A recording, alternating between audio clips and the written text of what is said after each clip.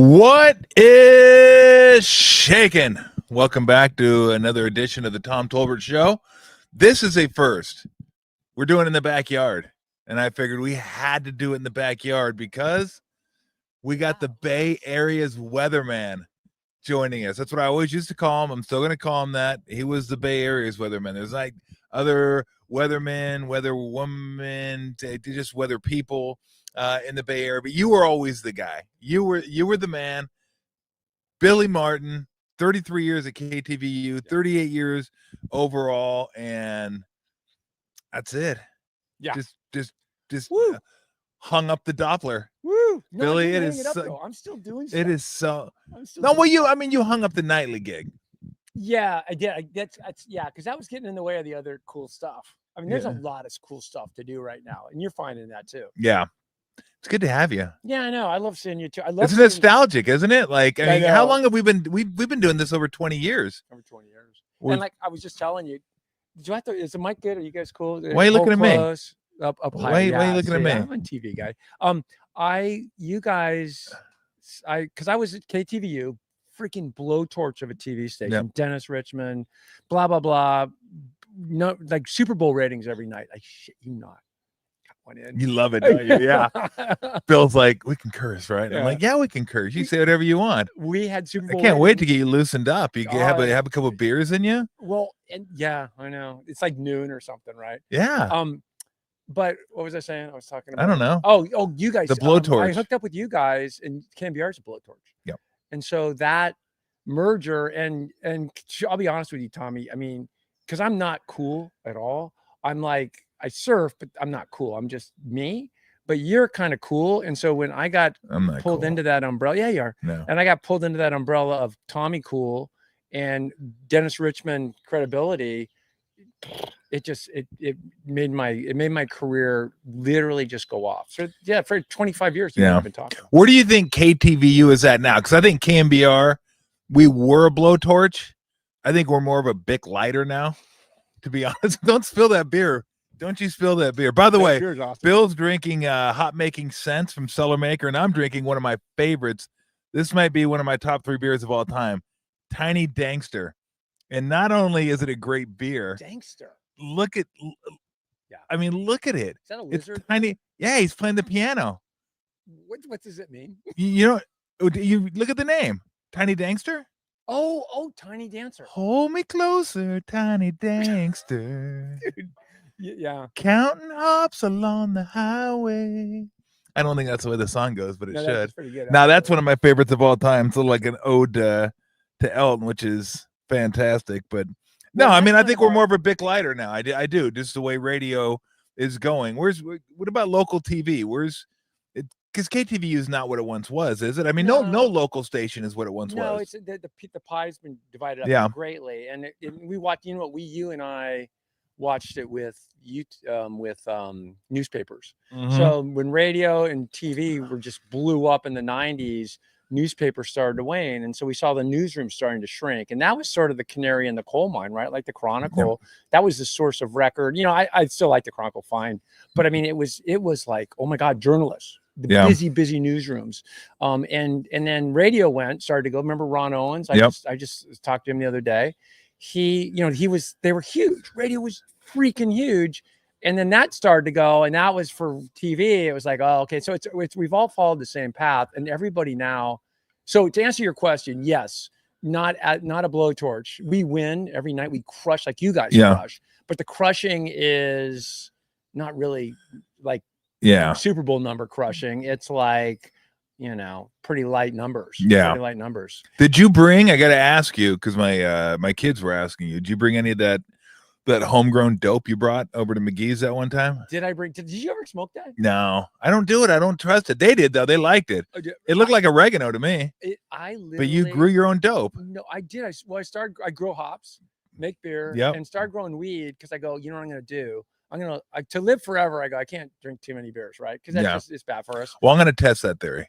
Yeah. I'll let you know how it goes. So I started growing weed, and I go, I'm going to find the perfect I'm a pot guy. So anyway, like 5 years ago, I started growing weed, and it's fun because the plants are beautiful. They're awesome. Like I have like my kids' pictures on my phone, and then I have my plants pictures. They're freaking awesome. But it's hilarious because I kept thinking I'll find like that one. Like I go, okay, I can have one hit of weed, and it'll feel like 2 beers. Okay. That's what I was going for, right? Yep. Just like there's got to. So I grew every boom, boom, boom. Yes, and I was one hit, boom, boom, boom, boom. And then I'd be done. Then I'd live forever. Yep. But I couldn't. It didn't go down that way. I never was good with weed. I have a ton, but I don't smoke. It's not. Here's why. Because and you're like this too. When I smoke weed, I just go away. I go away. Like which is. What do you mean I'm like that? What do you? What do you mean I'm like that? I'm gonna get like when you're like this. Like I'm gonna make the connection. Yeah, please do. I'm interested. I'm intrigued. Kind of goes away when they smoke weed. Okay. That's why we had that stereotype in high school. Yeah. I was a weed smoker. But when I drink beer, I'm plotting. I'm freaking plotting, man. I'm thinking funny stuff. Right? You just are. And weed, I'm just like go kind of numb. I'm like going, you stupid. And so the beer thing, I'm plotting. Like I'm plotting right now, bro. Yeah. I'm plotting right now. Right? I want to get into it. I did. But what do you mean you don't want to get into it? I quit plotting. What do you mean you don't want to get into it? Get into what? Oh, well, like that's what we're here for, to get into it. Metrics, yeah. Stuff. I'm just like, you're going to be doing that for sporting events, MLB and we're NFL. With every MLB stadium. We just re-signed with Major League Baseball for we were in contracts 3 years. We work for the 49ers. We're doing NFL football. We're looking at the Olympics. I mean, we're doing a bunch of stuff. Shit. There you go. And that's how my feet just keep moving. So I'm like, when I saw you, I'm like, because I'm so excited about you because I know I'm learning about this medium, and this is what you do. This is what you do. And the no holds barred thing is awesome, and the no commercials, and the no news director, and the no right. And it's so freeing. And so I don't know where I'm going, but I don't know where you're going either. That's okay. That's it. That's the great thing about YouTube. But yeah, I don't know. So I just like to keep my feet moving. So no, I'm not a prolific weed smoker, and people think I am because I surf a lot. Yeah. I have that. I think I must have a weed attitude on the air or something, because I think most of the notes I've been getting is like, God, you're so relaxed, and you don't seem to care, or not care, but you don't seem infected. Just chill. Yeah, chill. Which has been my whole shtick, right? Because that's all I got. I'm not traditional. But the guy who was before me, Pat McCormick, was a puppeteer, right? So when I started in the business, the weather guy before me at Channel 2, Dialing for Dollars. Do you remember any of this shit? I do remember Dialing for Dollars. Yeah, Pat McCormick was huge. He's probably bigger than Dennis, biggest celebrity, probably still to this day, highest Q in the whole Bay Area. He was doing weather, and he was a puppeteer, and he was a ventriloquist, and when I came on board, I was a real meteorologist. So I kind of walked into this void of, I kind of walked into this empty space that nobody was a meteorologist. And 35 years later, here I am. You were legit. I was legit. Did he have puppets when he was doing weather? It's going to be a little. Do you remember the name of the puppets? Yes, it is. Little man, here it comes. It's kind Did he ever do that? Like rain puppets? Well, let me tell you about Pat McCormick. He was a little nutty. He was awesome. He was. Well, if you have puppets, by definition, you're a little nutty. So when you'd walk in the studio when he was getting ready to do, I think it was Mac and Muttley or Mac. Somebody's going to correct me on this, because I know like there's people out there that remember this guy, but he had 2 puppets that were more famous than me today. And he literally, if you were in the studio like an hour before he would go on, you would go into talk. Hey, Pat, wait, don't talk to me. Talk to Humphrey. And you'd have to talk to freaking Humphrey, man. I shit you not. It was awesome. And it was like, okay. So you're talking to Humphrey, the little. You'd have to talk. Yeah. Hey, so where's the where's the ink pen? And he's like, oh, same thing. So I kind of came in. There were magnet boards. There wasn't computer graphics. So I came into a weird time in TV in the late 80s. It was transitioning from puppet guys and weather bunnies. Yeah, right. Weather bunnies. And what happened? What really transitioned a lot of it was in '82, the big El Nino. And the news stations realized, oh my God, because people were dying and floods and stuff. Yeah. And so the weather bunnies and the puppeteers were getting crushed. So they cleaned house and they brought in, like, Giddings was around, and then I came in, and so it was sort of, I was right place, right time. Right place, right time. Yeah, I could guess if people are dying, the puppets aren't going over all that well. How many people died today? Oh, at least 200. That seems like a lot. You do that way too I'm well. gonna You do that way too well, brother. I mean, That's weird. wow. That's how, like, it's almost That's like you going practice, on. it's like you practice that shit. That's probably crossing a line right there. That's probably crossing a line when Yeah. people are perishing and you got your puppets out there doing the weather for you. That's a That's rough kind of one. what happened. And if you're not, most folks aren't old as I am, but that was how it was. And then they realized, oh, we need, some real weather guys. And again, like, I think I told somebody this the other night, I have no discernible talent. I'm kind of good at a lot of things. I'm a little above average. That's not true. I'm a little above average at a lot of things, but I'm not, like, I wasn't a professional athlete. I didn't set the world record in high jump, although. You can't. You went for it though. I did. I was seventh. You went for it. I think I was seventh in the world. Yeah. And then why'd you give up? COVID, because they were going to have the COVID got in the way. nationals. They were going to have the worlds in Sacramento a couple Okay. years ago, and it's like the old people Olympics. And you should check the numbers, man. It's all doable. Like, some of that stuff, you're like it's 67. It's doable, man. Like, I'm not a sprinter, but I go, oh, I could get that dude. So it's super. But anyway, I was trained up. I think we talked about this. I was trained up to I think I could have. I don't know if I would have won, but I would have been top 3 in the world. I think, but which is what I think. But my numbers were there. But the COVID came. The worlds were in Sacramento. I don't have to travel, and I'm going to go up there and be top 3. Well, COVID hits, and they're like, we can't have a bunch of old people in like a super spreader event, and because back then they thought everybody was going to, old guys would die. Yep. So they canceled them, and so I just kind of put it down. I go, I was trained up, and put it down. Did you ask you to stop talking while I'm cleaning my glasses? Yeah, literally. You did that. I did. Well, way to go, fucking Starsky. This is why I was never a radio guy. To dry. Like, come on. I don't understand. That was weak. It was. I mean, we've been doing this too long for you to just like go, God, I wonder what happened if I just stopped talking. And his microphone's sitting in his lap. Maybe that puppet could start talking. We'll see what happens. I was telling somebody last night. I was telling Mubach last night. I go, it's different to do, like, when I come on your radio show, I do like 10 minutes and just light it up. Yep. Right. You got to sustain this shit. In other words, and so I'm like normally I would come on, I'd say something that kind of was off the wall, and then you'd crush on it. And I'm like, it's hard to do radio. It's a long time to talk and to be interesting. And it's like, I don't know. It's like I've never done long term. I'm a short form guy. Yeah. I'm a short form guy. You can see that. You see it like exactly when you stopped. I'm like, okay, we're done. Right? It's organic. I got you. No problems whatsoever. As the weather, because boy, we'll talk about, you talked about it a little bit. We had puppets. We didn't have the graphics we have today. The transformation of weather and kind of how you saw it from the time you started. I mean, this is almost 4 decades ago. Yeah. To where it is now, and kind of its play. Does it still have the same place in the newscast? Do people look at it the same with? I don't even know 40 years ago if there was a weather channel, if people went to cable for their weather, there certainly weren't weather apps that people get their weather on. That's a given. How has all that changed from the time you started till now?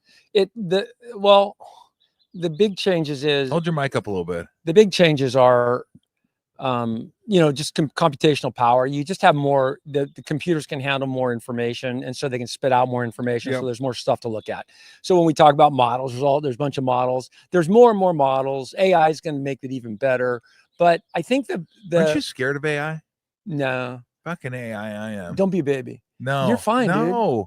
Don't. I'm telling you. You know how when you watch a movie, you're like, oh shit. Right. They got it right. Like fucking Skynet is coming. I'm telling you. Like, I'm not a conspiracy. You know me. I'm not a conspiracy theorist. But look, the more technology you have, the more you rely on technology. Hell yeah. And the more you rely on technology, the more we're taking humans out of the equation. And pretty soon, I'm not saying we're going to have fucking robots coming to our you door. You just said that, and dude. killing us. You But just said that. There is going to be a point where the computers might just say, you know what, I don't need your input anymore. I'm going to do my own thing. And the market will crash, and we'll be back living in caves, and it's going to be. So are you? But no robots. So the first man, the first caveman, right? Guy, that fire's a bad thing. That fire's going to create more babies. Yeah. I mean, so you got to kind of move forward. It'll get folded into the fabric of our lives. And my wife had a great, you know Pam, right? Yeah, of course I do. My wife, who is literally the best person on the planet Earth. So this is your wife. But you literally, when she was saying, I said, well, I was saying the same thing. I was saying the same kind of bullshit. Like, oh my God, it's going to be the end of the planet. She goes, no. She goes, people like you who cannot write, I cannot write, can now communicate your thoughts to other people. Because so I like, dude, I use the Jesus out of ChatGPT. Excuse me. Because are you illiterate? What do you mean you can't write? Well, I can write, but I'm not really a good writer. And I don't, and I'm not flouncy. I'm not flouncy. I write. If I had to write help, if I was being held for ransom, I could write help. Yes. And put it on the window. But you're a talky guy. You know what I do though? I don't know, like, punctuations. I'm not good with. Me either. So what I'll do is I'll just say, you know what? I haven't used a comma in a while. Let me throw one in there. This seems like the end of my thought. Hyphens, colons. Let me just hit a period right there. That sounds pretty good. And then like I'll every once in a blue moon I'll throw in a semicolon. I'll just like, let me just throw that bad boy in there. I have no idea. Awesome. I think you can put a semicolon almost anywhere. Can you? I really do. And you can't. Like, you're shaking your head. Yeah.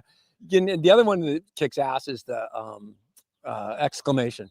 I don't know why. I just like that. Like when I say something, then exclamation. I like using accents above vowels. Ooh. It just makes the word sound classy. Like, right? It just like doesn't matter. It doesn't matter what word you use. Oh my God. It's could be have. Put it above the A. Oh, yeah. We're definitely in the same. Yeah. So let's get back to what I'm talking about. So, but you're trying to tell me AI. When I send a message to the kids at work, because I work with a lot of younger people like you two, and I realize, like a text, I sound like an asshole. Hey, could you? I don't have the delicacies. So I got in the habit. I think I told you this a long time ago. I got in the habit of using emojis. Yes. You made fun of me for that. I did. I use emojis now too. Because now I put a smiley face. So even though I sound like a snarky bitch, this smiley face is going to clean that shit up. And it does. You could say, hey, you're this, you're that, smiley face. Yeah. And nobody can mess with that. Yeah. And I'll throw the heart out. I know the heart, not the purple heart. I think the purple heart isn't that for military personnel only? I don't know. Neither do I. But it seems like it should be. It seems like it should be, but I think it's like it means something in some language. Like it's a heart. Their kids apparently they get upset now. Like you send the wrong emoji. Yeah. And it's like, oh, I can't even think of the term they use. Like, but that's bad. Like you can't send that to that person because it's offensive. You know what I say? Yeah. Fuck you. Do you? Yeah, I go. You're all jerk offs. Well, what about me? Like, suck it up, Buttercup. Are you onto the eggplant thing? Yeah, I mean, I have no idea what that means, but I know whenever I say eggplant, you guys are all like, yeah. I don't even know what is it. What does it mean? I think it just means penis, right? Penis. Yeah, I mean something like that. I don't know. It doesn't even look like a penis. I know, but there will look. It's not like you have a lot of options. What do you want to have a dong emoji? Do you ever go through the emojis? Yeah, that'd be great. Do you ever go through the emojis? Dude, don't send me the dong emoji. They had to put the dong emoji right next to the heart emoji. Like, oh, sorry, Mom. Sent the wrong one. Get a big dong. Have you done that? Love you, Mom. Dong. Oops. Yeah, I've done the heart to the wrong people before. Like, I didn't mean to do that, but it turns out okay. It all ends up. How bad is a heart? But I think the red heart, I think you have to be careful because I think it looks like you're hitting on somebody. Do you know what I mean? I think so. Really? Is that true, Daniel? The red heart? Is that weird? He says the red heart's like you're hitting on somebody. I never thought of that before. Yeah. By the way, Daniel and Max, we'll have to get a picture of them on screen so we know they know who we're talking to. Oh yeah. We're talking cool. to ghosts right now. Oh, okay. I'm digging this outside. No, I do I do the heart. I do this like the laughy cry face. That one I use quite a bit. The laughy cry. You know, where you're laughing and the guy's crying. The emoji's crying. Yeah, he's laughing so hard he's crying. Yeah. And by the way, I know a lot of people change their emojis to match the color of their skin. I'm yellow. I just, I don't have time to mess with it. I'm not going to go white emoji. Well, and it looks racist if you do the other thing. Sometimes I'll send it like, yeah, I guess so. Everything looks racist. I know. I'm super careful because but it's not. But I kind of like this guy's got a good tan, and I like the thumbs up, good tan guy. Is that you? No, but when I'm tan, my thumbs up looks brown. It does. And I send that to my kids. I go, dude, you can't do that. I'm like, what do you mean? I go, no, you can't do that. I know. So I found right now, because you have kids, You know what? If you do the brown thumb, you're appropriating. I think. I think you are. I think you are. I think you are. I'm not really sure. I'm so bad at all. I'm super bad at everything like that. Yeah. I don't even know what else. I use the beer emoji a lot. Of course. Oh yeah. When I send somebody a text and I'll go cheers and I'll just have the beer emoji. Yeah, I guess. No, I guess you don't use the beer emoji at all. No. Let me see. I use smiley face, red heart, and that's it. Smiley face, red heart, and then sometimes the thumbs up, the black thumbs up. I love the black thumbs up. I think it's awesome. So you got your most used emojis. So I got the crying, laughing emoji, the heart, thumbs up, the emoji that's vomiting. Whoa. Let's see. That little green vomit coming out. No, I didn't know. Really? I don't even have that one. And then the beer. I don't know why that mouse is there. I've never used a mouse. I've never used a mouse emoji. I don't know how I would use the mouse emoji unless I texted one of my friends and I go, "What are you scared, bitch?" And I put the little mouse next to it. Like, what are you, a mouse? Okay, you kidding me? You're pissing me off right now because do you remember when I brought up that I use emojis and you made fun of me? Well, it's back when KMBR had ratings, and you're like, dude, you're such a puss. You're such a puss. I go, why? And I explained to you why I use emojis. You go, what a puss. I don't know. And you actually said, I don't know if I'm going to have you back on. And then I don't think I was on again for a couple months. I'm like, God damn it. I got canceled. I got canceled because I use emojis. And now you're telling me how you use them. No. Do you see this full circle thing that just happened? It's a full circle, motherfucker. I never canceled you. Yeah, you did. Do I look like somebody that would cancel anybody? Well, truthfully, I'm the guy that would get canceled, but that's a great thing about YouTube. You're just like, bite me. I do think, and again, I'm getting down to some serious 60-minute shit now.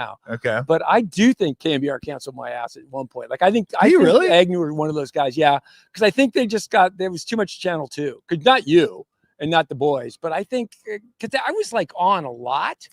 And I actually had sponsors and stuff back in the day. And then they couldn't, not you always call, but they were just like, I think there was a word out, like, because it was just too much Channel 2. They weren't getting any, you guys weren't getting anything out of it. I was pimping Channel 2 left and right. My brand was growing. Yeah. And I think somebody just goes, and I go, because I literally my Thursdays or Fridays with you. Yep. It's freaking therapy. They're great. Bro. Oh, it's awesome. Well, they didn't get the bit, right? The bit wasn't, and I tried to explain this to people, even early KMBR, and they kind of came around a little bit. And then the middle, I think they got it more. And then the end, they didn't get it at all. No. They didn't get it. And I kept telling them, I go, it's not about having Bill on for the weather. I go, he does provide a service. People want to know what's going on in the weather. I go, but it's about having a good time. It's about the vibe of the show. Friday. It's about we're laughing, we're telling stupid stories, we're having fun, and that permeates the rest of the show.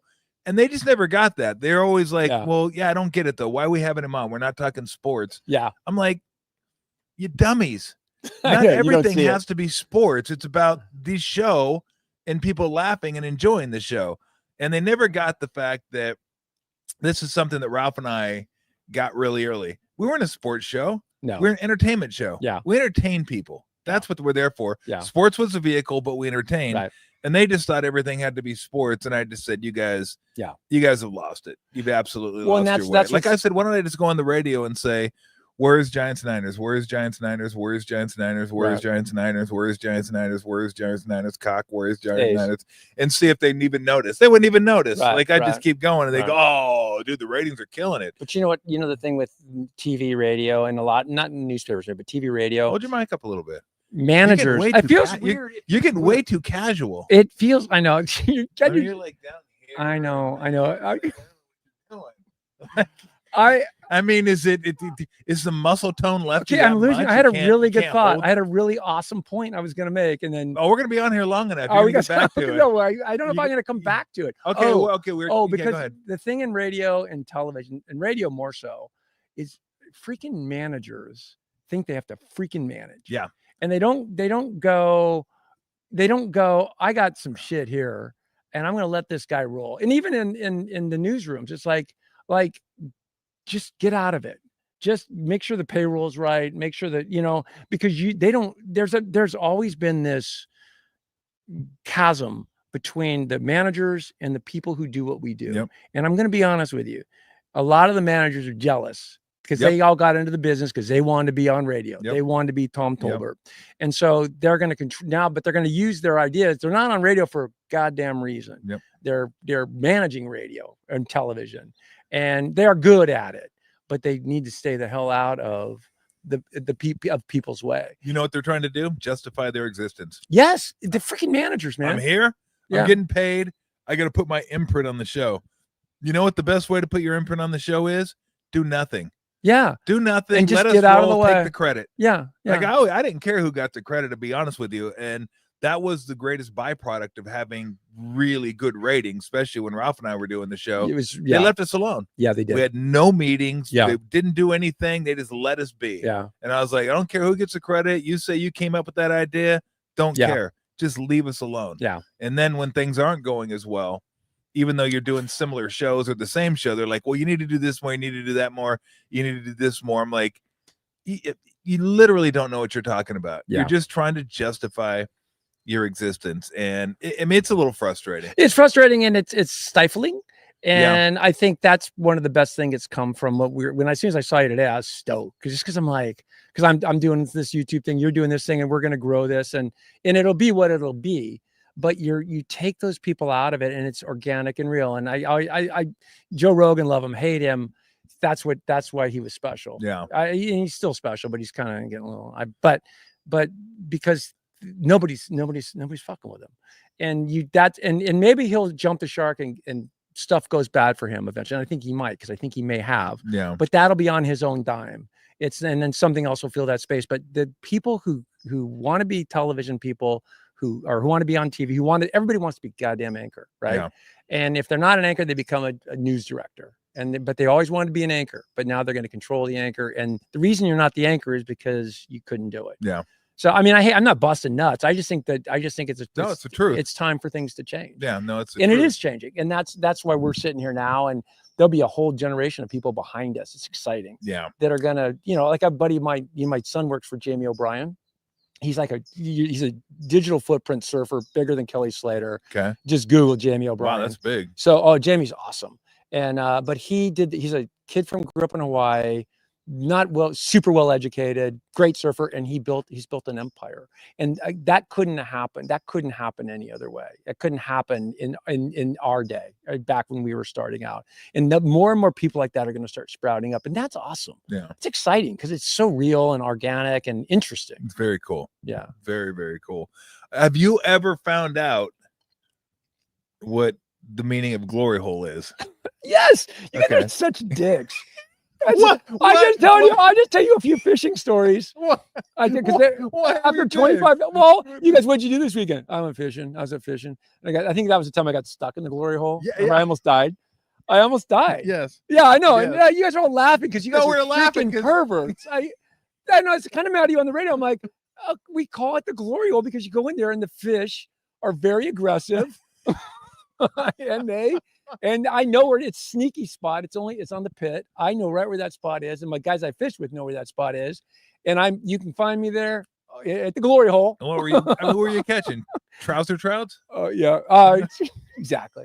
It's just cheap laughs, man. It is. That's some news director somewhere thinks that's funny. I'm not below cheap laughter at all. You kidding me? The cheaper, the better. I remember you guys laughing. I think. Well, it was hilarious because that came out of left field. No, it didn't. I did not expect you to say that word. Well, and then when the imagery pops into your head, I mean, you can't help but my mind is like a child's. It's so pure. When the imagery popped in mind was a glory hole. A lot of fish. not a fish. Not what popped into your mind. I'm sorry. You're ruining it for me. Yeah, it for you. You've ruined it. Some of that. You should put on that an eggplant emoji. That's what you should put on that. You'd be good to go. That'd be awesome. We'll just cap it. It's so funny because I used to, when I come on your show, I'd go, my whole shtick, somebody goes, God, you guys are so funny. And I'm like, I'm not, because I'm not funny. I just say things people don't expect me to say. You are funny. And so I knew I'd load up, I'd chamber a bunch of thoughts. Yeah. And I know, and I go, Tommy will freaking roll with this, and we'll get 20 minutes, and I can go on and spend my day doing other stuff. And so it's a skill. It's a skill. Just because I was going to say this because I got a buzz on that beer. Did you really? Yeah. Really? Are you one and done? You're going to be No, I'm good. Okay. Oh, Jesus Christ, it's 5.7. Yeah, it's low. It is low, but I didn't go to bed till like 2:00 last night because I brought in Mexican food to the restaurant. Yeah. Did you watch last night? I did. I watched 10 o'clock. You did not stay up till 11. Well, Jesus. No, I recorded it. Yo. Well, let's watch it now. Let's go in the house and watch it. Yeah, no, I deleted it. Yeah. Such a dick. I had to make room for a Wizards Hornets game or something. Exactly. I think on the, did you know? So DVR. it was fun. I didn't know you met Obama. Yeah, I met him. I was called to the White House to advise. Advise? Yeah, advise. It's Climate Council.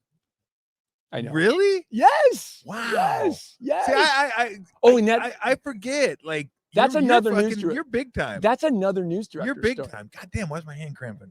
Oh, it did. Oh. Yeah.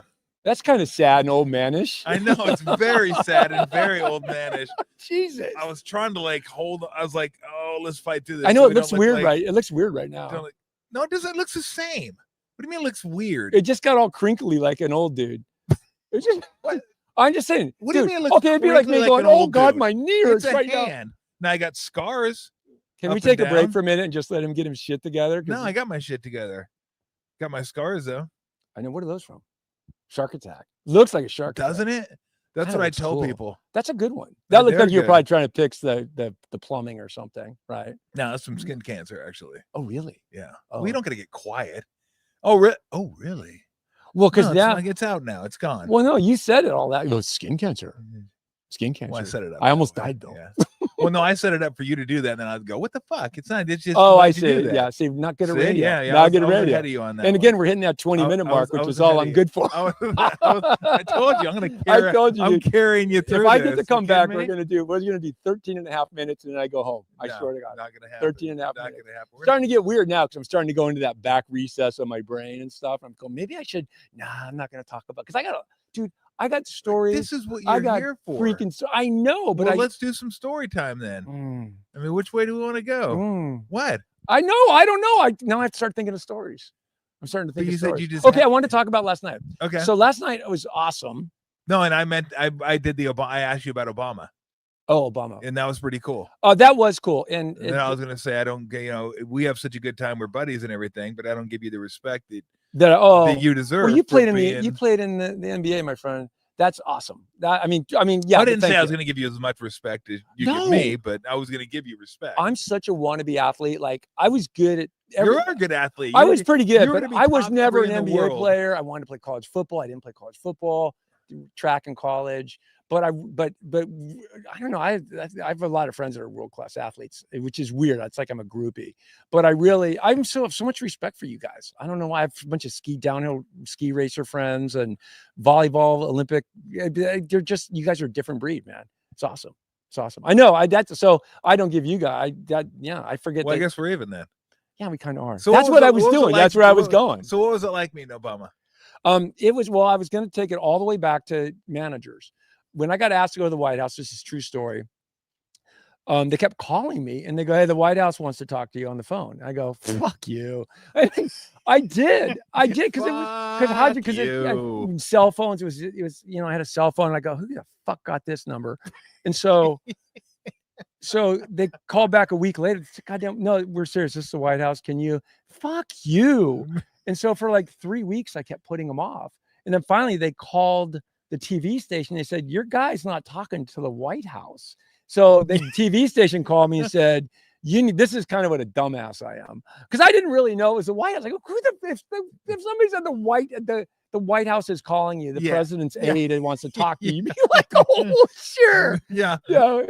So and I was on a mountain bike ride one time, and the TV station calls, and I was on a bike ride, and they go, hey, listen, this is apparently the White House wants to talk to you about blah, blah, blah. So they go, you need to answer the phone this time. So I stop on the side of the trail. I remember right where I was with some guys. They were super impressed, by the way. I bet they were. And I go, dude, I swear to God, I think it's the White House. So I take the phone call.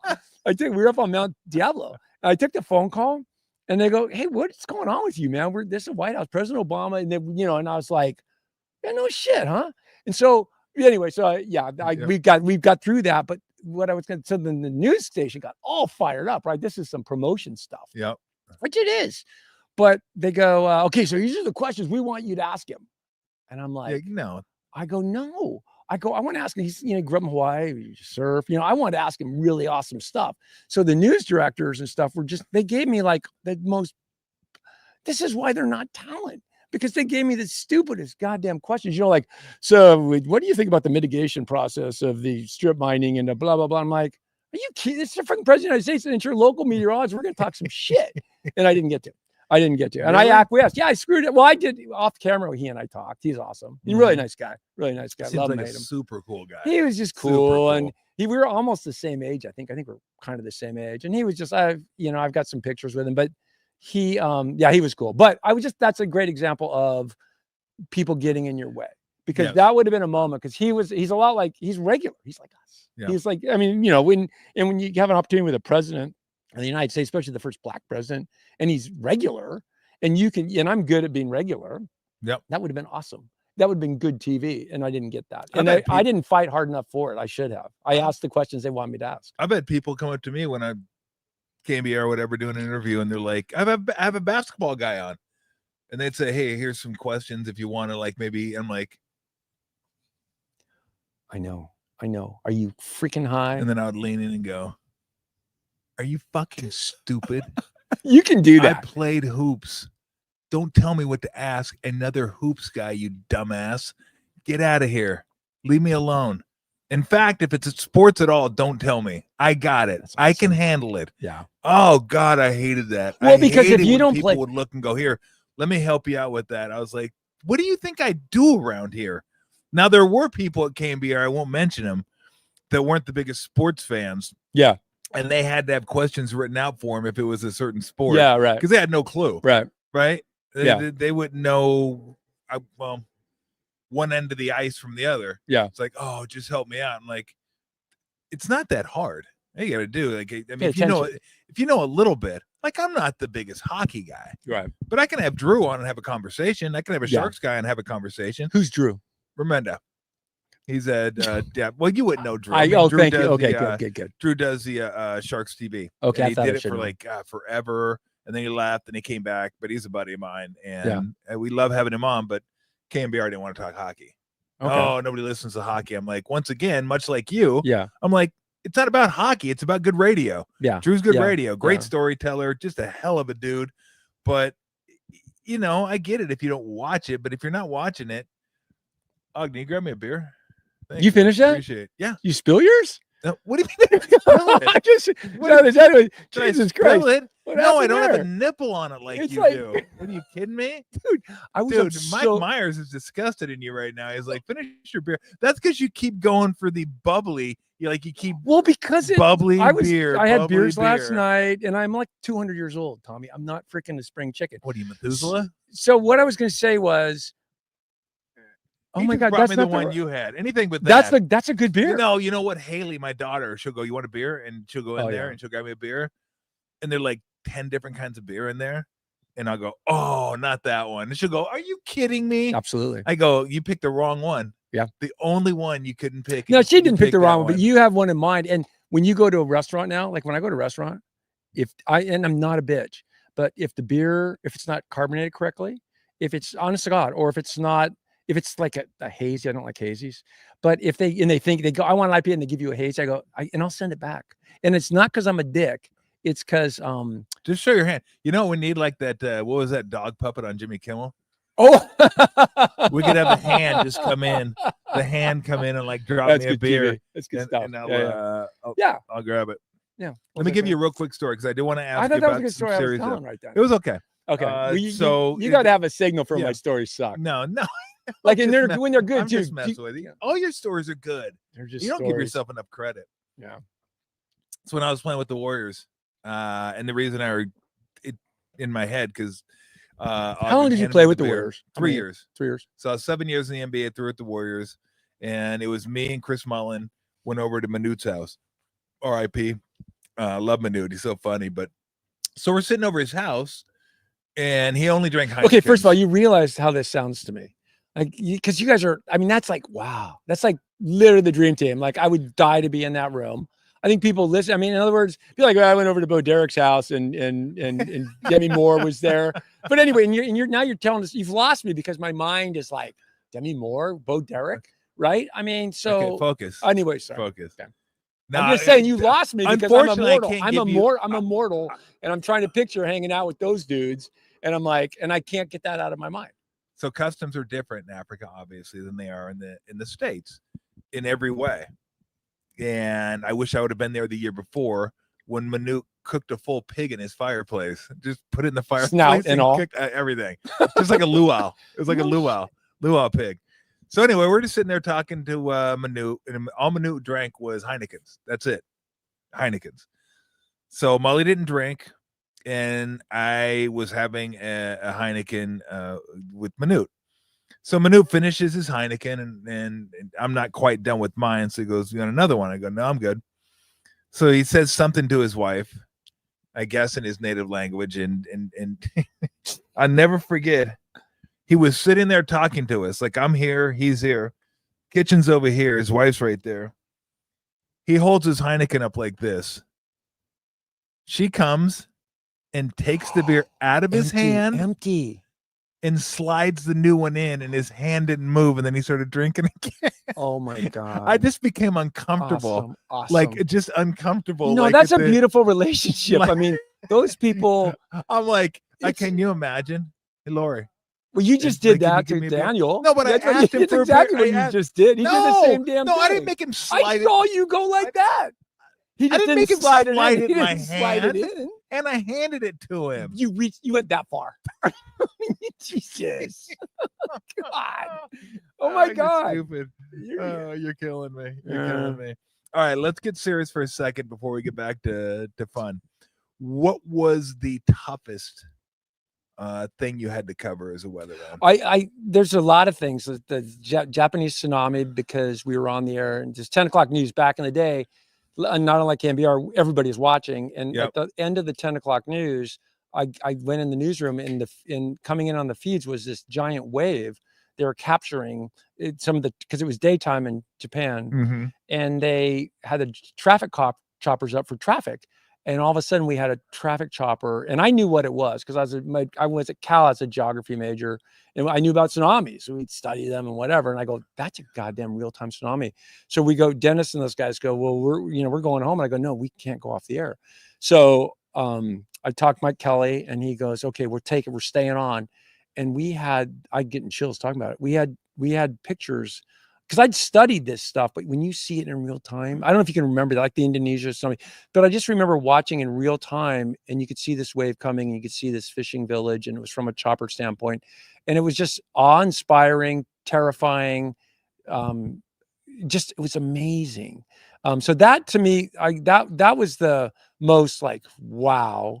And we stayed on the air for a couple hours that night, but just because, and it's, now that would never happen because there's so many ways to get that information. But back then we had a feed to Japan, and so we could get it out, and we were I think we were one of the news stations that did it. But the most scary, well, and I was up on the Paradise Fire too. Yeah. But that was scary, but okay, I'll get to that too. But the scariest thing was Warville Dam, because I watched him build that. That's how old I am. And my dad and I were standing there. Well, my dad's still alive. He's 98. And we were watching him build this largest earth-filled dam in the world. And to the left of the dam, they had a spillway for overflow. And then they had an emergency spillway. And this is where things went bad. And Dad told me when I must have been 8 years old, he said, if that ever gets to the point where that spillway gets used, they're done. It's because they didn't put an escarpment on it. So it was just dirt. It's earth. Okay. It's like in your garden. If you start filling water, it's going to blast out. Well, the water started to blast out through that thing, and that's caused the whole thing. And so Orville Lake is the second largest surface reservoir in California. It's huge. And I'm looking at it going, oh shit. So in real time on the air, I'm like terrified because I know what it'll do. It'll mess up Sacramento. It would have been devastating, and it didn't happen, but I can't remember how many, if it went on for a day or a half a day, but just seeing that potential, it was like a Superman movie disaster thing. Yeah. And it could have been, that whole thing could have blown up for sure. So that was one. The most awe-inspiring thing I ever saw was the Paradise Fire. I grew up there. They called me in the morning. Our old house got burned down, all that stuff, but I know Paradise, so I knew how to get up there. Yeah. So, and I had a live truck. So in your press, you can go anywhere, which was weird. I didn't realize that because I'm not a reporter. And so we just drove into Paradise, and the thing's on fire. And I knew how to get there because most people are on Pence Road, but I know Skyway coming out of Chico is where the best way to get into town because the fire had started over by Pence, blah, blah. So I just knew the ins and outs. So we get up there, everything's burning. The firemen look like they've been, and it looks like it's right when this was happening. So it was kind of probably 4 in the afternoon, 3 in the afternoon. It looked like the fire had been going since the morning, but it looked like dark because the clouds were dark. We set up a live shot. I got as close to the fire as I could. I was kind of scared. And this fire's breathing and alive. You're going to like this part. And this part, again, I get chills on this, but the fire, if you Google it, you'll see the live shot, but the fire's behind me, and I'm just, you're dumbass. It's so intoxicating. A big fire like that. It is like, it's beautiful. It's awe-inspiring. I mean, the trees were blowing up, and I'm standing there, and all of a sudden the fire behind me, it goes dark, and I'm live TV. But it had been glowing, and that was the fire just kind of squelching itself. And then all of a sudden it went, and it lifted. And this fire spreads. I don't know how fast it spread, but within 5 minutes, that spot was overtaken. But the thing that I remember most about that was the air flowing into that fire. It was flowing in, and it was kind of rising up on a little mound. And I heard these little these sounds. It's rodents running, fleeing in the fire like a Bambi goddamn movie. Wow. And we'll wait. And then I hear this whoosh. I'm like, what the hell is that? And we're getting ready to break down because it's coming, and it's so primal. And all of a sudden I feel this. Have you ever had an owl fly by you? You hear them, but you don't hear them. You guys ever done that, Daniel? No. I gotta imagine work with not me. many people. Yes. I gotta imagine not many people have had owls Well, fly by. Yeah, last so I Thursday, heard this sound. I heard over this sound. here. I heard this sound that wasn't a sound. Yeah. And it was this giant freaking horned owl, an apex goddamn predator. Yep. The world is ending, and this owl is flying about waist height, and he's freaking doing transects in front of the fire line, grabbing stuff, eating. So the planet is ending, and this owl, the animals are fleeing, and this owl's just, and it was a moment. I know, I hope I do that justice, but it was a moment that I get chills talking about, because it was like, oh my God, this is life.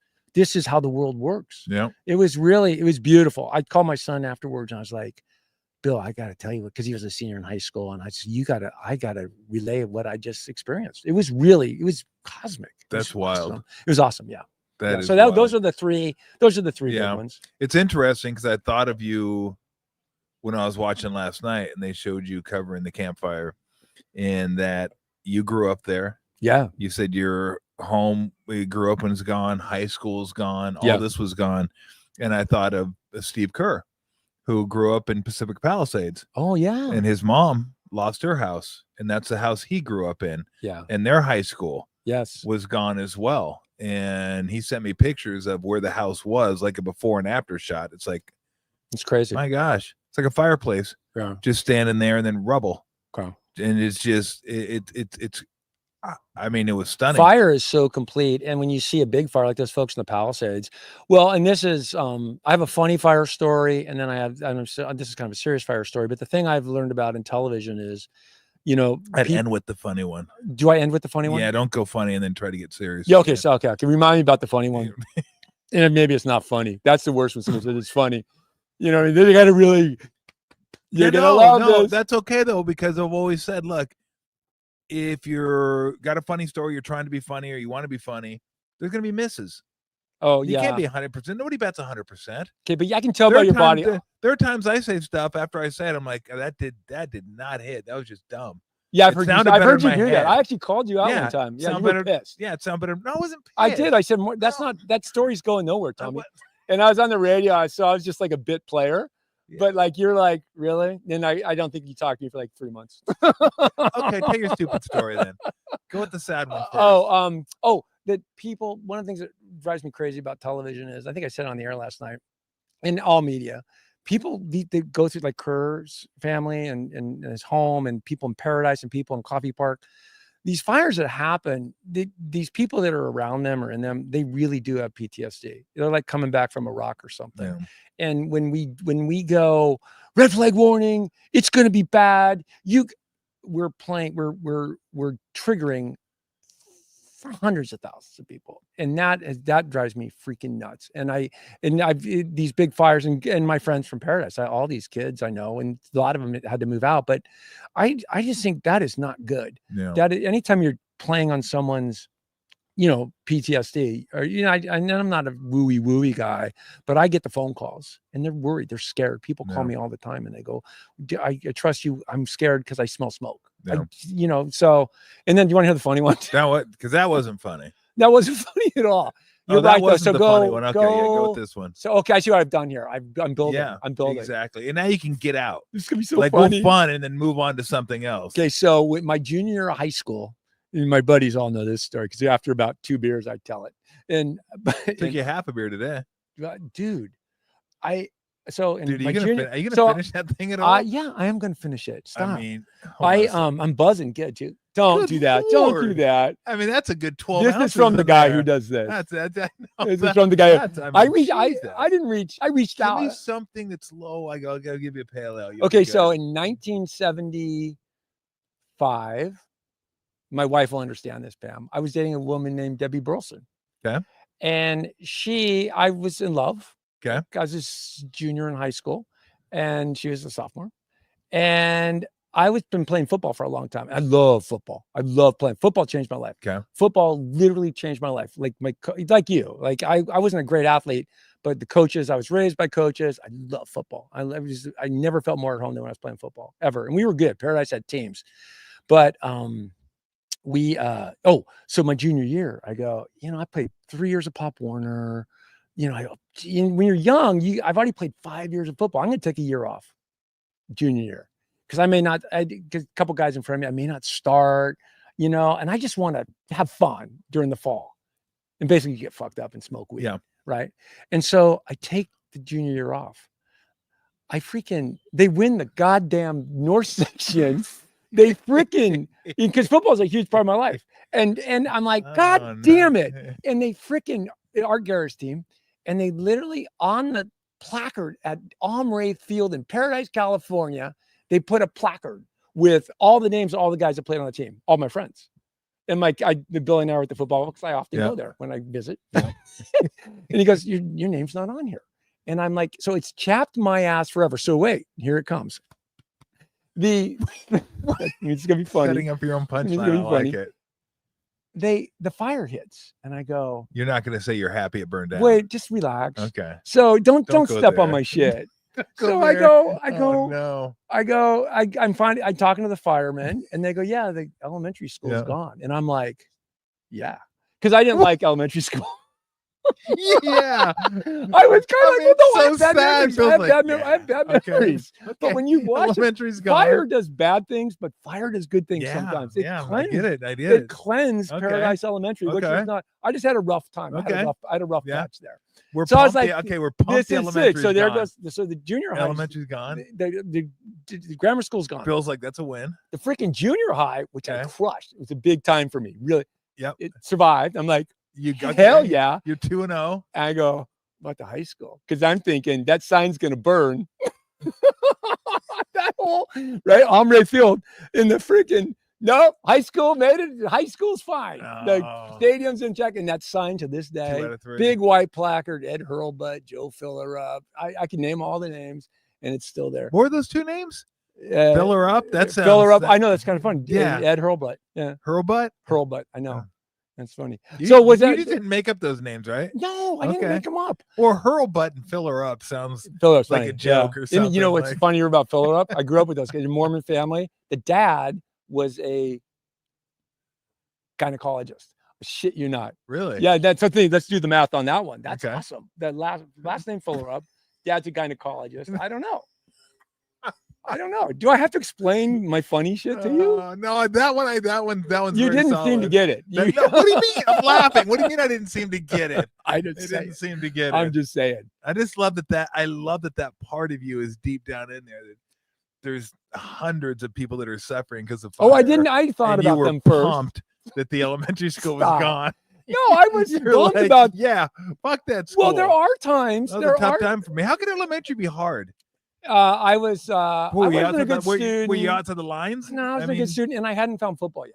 Once I found football, I literally, like 6th grade, which was the last year of elementary school, was good. But the first 5 were horrible, just because I wasn't a good student and I was kind of rebellious. For whatever reason, I don't even know what my deal was. I don't even know. That's all right. I think That's funny. Was that funny? That was funny. That I'm not a good student? That was funny. Okay. No, that's not funny. There you go. I can read. I'm starting was funny. So I'm watching. So you said he was a Mormon gynecologist, huh? Yeah. Oh. I love it. I kind of grew up with those guys. They're awesome, good athletes. The Filler Ups, yeah. The Filler Ups or the Mormons? The Mormons were good athletes. Yeah, I was on the Yeah. Mormon basketball team. I played on the Mormon basketball team. I know, because they needed a guy, and I was tall, and I had hops. Because they needed a guy. Dude, I was old because the you're Mormons basketball. needed a You're guy. a basketball guy. This is why first of all, I think basketball guys. I've told you this. I think you guys are the best athletes on the planet. I think you can take any basketball player, especially a forward, turn them into a tight end. Yeah. You can turn a guard. I mean, you guys, the build, because I played and I practiced. I worked really hard. I was never really good enough. I wasn't good enough to play in high school. I played high school a couple years, but I wasn't this by the time senior year came around, I couldn't play with those guys. So I have a lot of respect for basketball, actually. Yeah. You don't strike me, speaking of playing for the Mormon team, you don't strike me as a particularly religious guy. No. Like you're probably kind of like me. Yeah. Leave the light on for you just in case. Like I leave the door open. Try for not you. to screw it up. Yeah. I try not to screw it up. I don't like. Yes. Instead of atheist, I like to always say I'm agnostic, just because it leaves the door open a crack. Because you don't want to shut that door. Yeah, just in case Shut the something door, comes man. knocking. Yeah. I want to make sure the door is still open a bit. Oh, yeah. But it's only open a bit. But you know what I found out? Just about. I found out because my wife's really nice. I think you can get in on your wife being nice. Okay, like yeah, and your wife's then I'm wonderful. good. So I think I'm like great. if I'm your great. kids Lori's do good, awesome. like I don't think you necessarily have to be great and good. I think like if your wife's cool, God will go, hey, listen, yeah, okay, he's in. Yeah. I don't never shut the door. Never shut the door. Well, you know what the great thing is too, right? If you're Catholic, like that's what we should have done. Because if you're Catholic, you can just fucking murder anybody you want to, and then at the very end, go to confession and just say, God, I'm sorry, man. Yeah. And it's like, all right, fucking here's some water. Yeah. And just good, you're in heaven. Yeah. Like you could do like whatever you want for like 90 years or however long. You got to time it right. Yeah. Like if you're like, oh, I'm gonna go to confession, and then you fucking die, then you're screwed. Yeah. At that point, you didn't get around to it. But if you give that last, like just that's what I should have done. I never got that. Yeah. So you're telling me I can do whatever I want to, and then just say, oops, my bad. Yeah. At the end, I'm sorry. Yeah, no, I like that. Okay. I don't think that was a good story. Well, I'm just saying. Did you see my body language? I was like, oh, okay, yeah, it was great. Anyway, and I'm thinking other shit to say. I got a good one. There must be a good one. No, it's committed to the bid. You got to commit to the bid. I know. Even if it's not a good you bid. lost me because you're kind of getting all, you lost me a little bit, but I have made you feel uncomfortable, didn't it? Did it a little bit? Yeah, a little uncomfortable. But I will say this: if your butt was puckering, if I kind of jealous of people who do have strong religious beliefs. Yep. Because that'd be sick. Like, oh, shit's gonna get better, right? That'd be awesome. Like, I'm like, no, you're done. It's like that's not awesome. I don't care. If people are like totally devoted, that's cool. Yeah, that's totally cool. I think it'd be awesome. I think it'd be awesome to believe in that stuff. No, it wouldn't. Yeah, no, too much shit. Well, too much stuff to try to remember and like, that's hard. Rules. That's hard. I don't want to do that. I do get uncomfortable when you have to chant in church a little bit, but I have a lot of respect for people who are religious. What's church? Church? Yeah. Are we in the flight path right now? If Jesus we're in the flight pattern. We really are. Yeah, because the Oakland airport's just right over there. It's like about a mile and a half. This is awesome. You have an awesome. This is so we used to go here. Christmas, Easter. That was it. Then weddings and funerals and stuff. Oh, like to church. That. But yeah, that was it. Yeah. Christmas, Easter. Christmas, Easter, boom, boom, we're done, and we're over. And then I like it. Don't you get it? I feel really. I do believe in energy, and I believe. No, I do believe in energy. I believe we're all connected. And I think there's some awesome, cool things going on. I don't think you die. I'm with that. I think your energy keeps going. I'm with that. And when you're in church and you're all together, maybe like at a sporting event, you feel it. You know, like when you're singing, I feel it. Like when everybody's singing, it's kind of nice. No, and there's an energy and vibrations. Nah, really? Go to a concert to get that. Yeah, I don't need to go to a church and that's true. And the pews are so uncomfortable. They really are. I mean, you kidding me, dude? Like especially for you. Yeah, dude. It's like brutal. Oh my God. Yeah, your knees are hitting the thing in front of you. Yeah. Do you ever pick up the Bible like like you're reading it? Like, 'cause it's right there in that little slot. I'll pick that up and I'll I'm into this. And that's like, I'm like, oh, I could. No, I don't, because I'm never there. Well, you have to. I don't even know where they're at. At Easter, they have them right. No, I don't go at Easter anymore. That was like 40 years ago. I always thought 45 years ago. I always thought it was weird when they passed around the money thing. That always felt weird to me. Dude, because I think that's a God. They're playing on the God thing. Like, hey, he's watching right now. So you're either you're going to heaven or not. And that's worth 10. When I was little, I snuck a 5 out of that thing. Yeah, we're gonna. Yeah. You think that's gonna be bad? Yeah. I do. Are we done? I was like, throw a fiver. Jesus, I can get some baseball cards. Are we done yet? Jesus, you kidding me? No, we're not done yet. God, what are you about done? You about ready to pass Tommy, out? Did we already tell you guys this? You about ready to pass out? I'm like a 10-minute guy. Like I come in, I throw my stuff around, I say a couple things that make you be funny, and then I say the forecast. Okay, we'll get you a few questions here, and then let you be on your way. Mm-hmm. I don't want to go. We're going to hang out after this for a while. I'm okay. Pretty sure. Yeah. Well, then we'll just keep going. Yeah, Give me your 5 favorite bands. Oh. I was going to ask you that actually. You always. Well, no, you weren't. I was not right. Not your 5 favorite, but I was thinking. I was thinking. Podcast. Whatever. Your 5 favorite bands. Bands or fans? I don't know why I said that. Okay, that wasn't. I can't hear. I have hearing aids. You know that, right? Yeah, I know. I saw you turn it up. I did turn it up. Turn it up, man. 5. First of all, I think 1982 Rolling Stones, Tattoo You. I don't need the album, just the band. Yeah, so I think Rolling Stones. I think Rolling Stones, but that 82 Rolling Stones. Okay. I like Neil Young because I like that he's kind of pissed. That's not a band, but that's Neil Young. That's fine. AC/DC just kicks serious ass. Like I was listening to them the other day. I'm like, what the hell? They're so good. I don't know how they do that. Like I was listening to a song. I think they just came out with a new song. I'm like, how do you get? I mean, it's 3 chords, but that's awesome. Yeah. So I like them a lot. I like Rose Tattoo. Okay. Did you ever listen to them? Australian pub band. Rose Tattoo. They're very AC/DC like. Yeah. It's sad because I feel like I'm like last night I didn't want to leave out anybody. Thank you, Dennis. Thank you, whatever. And I'm like, I don't want to leave out any good bands. I mean, there's more than 5. Well, I probably I love music. And I know you do. I do love music. But what about Lemmy? I do love Motorhead. I do. Oh my God. You're a big Motorhead guy. Oh my God. But I didn't like the way he rolled necessarily. I felt like he was a little Motorhead guy, but I feel like he was a little like wasted all the time. Like, didn't he seem like he was a little not like I wasn't like I wouldn't want to hang with him. Yeah, which is weird because I wasn't that familiar with Motorhead. Like I knew him, but I wasn't like I'd say my 5 are Tool, which always surprised me. I love Tool. I can't even. They're kind of angry. They're kind of angry. Are they? I think they are. Do we have? Can we play music? We have that built. We can't. I know. Right. Yeah, I know. Yeah, in KMBR we would have been able to do that. AC/DC, Iron Maiden, yeah, certainly. I would put on there. God, the Clash. Yeah, old Clash. Clash is. I even like Combat Rock. Yeah, that I mean, not as good, but yeah, the early stuff's the best. Well, that's how I found them because I was it was that they were so super aggressive, Sex Pistol-y. Yeah, and then Combat Rock kind of brought him into the main. And I was trying to think different categories last night.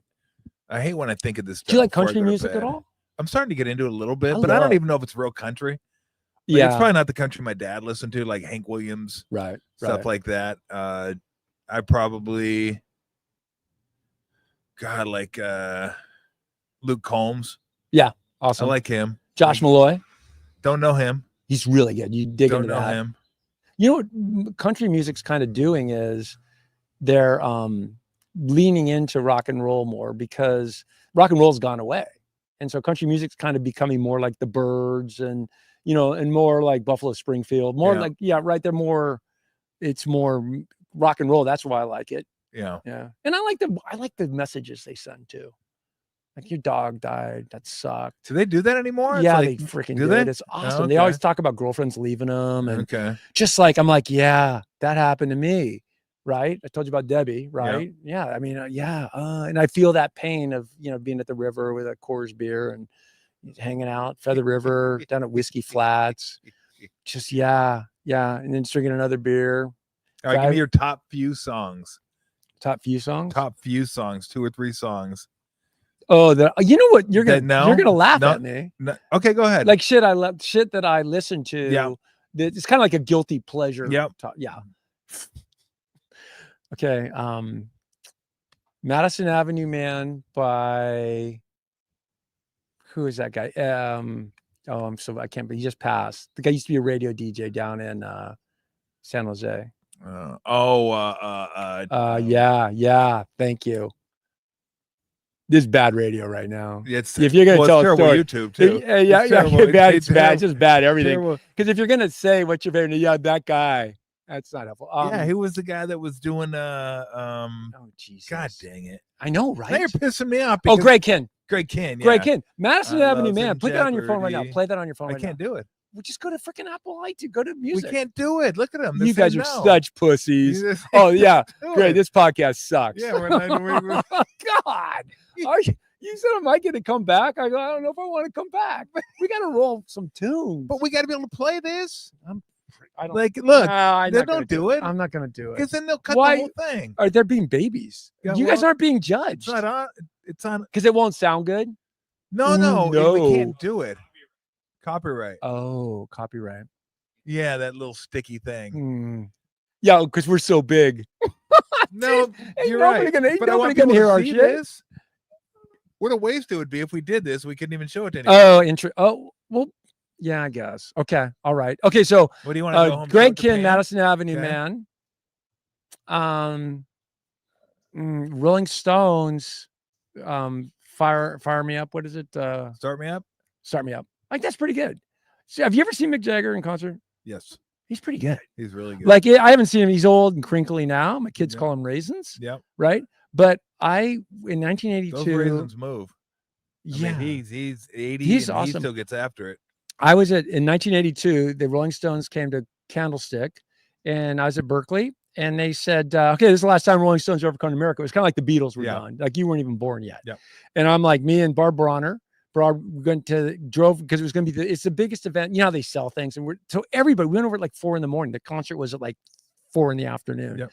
Camped out there, drank too much, we actually snuck 151 and Barb was chesty, so she took Ziploc bags and she put 151. And who is this? Barb Bronner. Yeah, okay. She's cool. Okay. And as a high school or college, so that was between the high school. Yeah. Deb, no, I had more than one girlfriend. I could see that. Yeah. No, I was.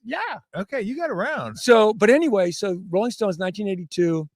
We get in there, freaking. You're like a gigolo. Rolling Stones. Okay.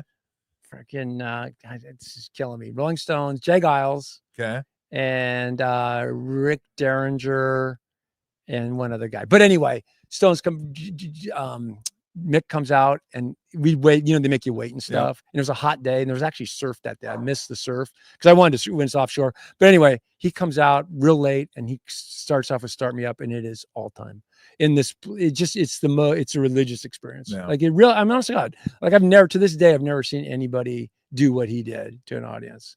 Was that a good story? Yeah. It's okay? No, okay. Well, because you were starting to fidget and shit. No. You were fidgeting. I saw what you were doing. You're fidgeting. You're like, maybe you should spend more time telling your story than observing. Yeah. No, you're right. I mean, like really focus in. Well, you're a radio guy. You're used to this. I'm starting to get right, here's what I was going to ask uncharted you. I'm glad I asked you that because I enjoyed those stories. What's the song growing up? 1 or 2 songs or whatever that had...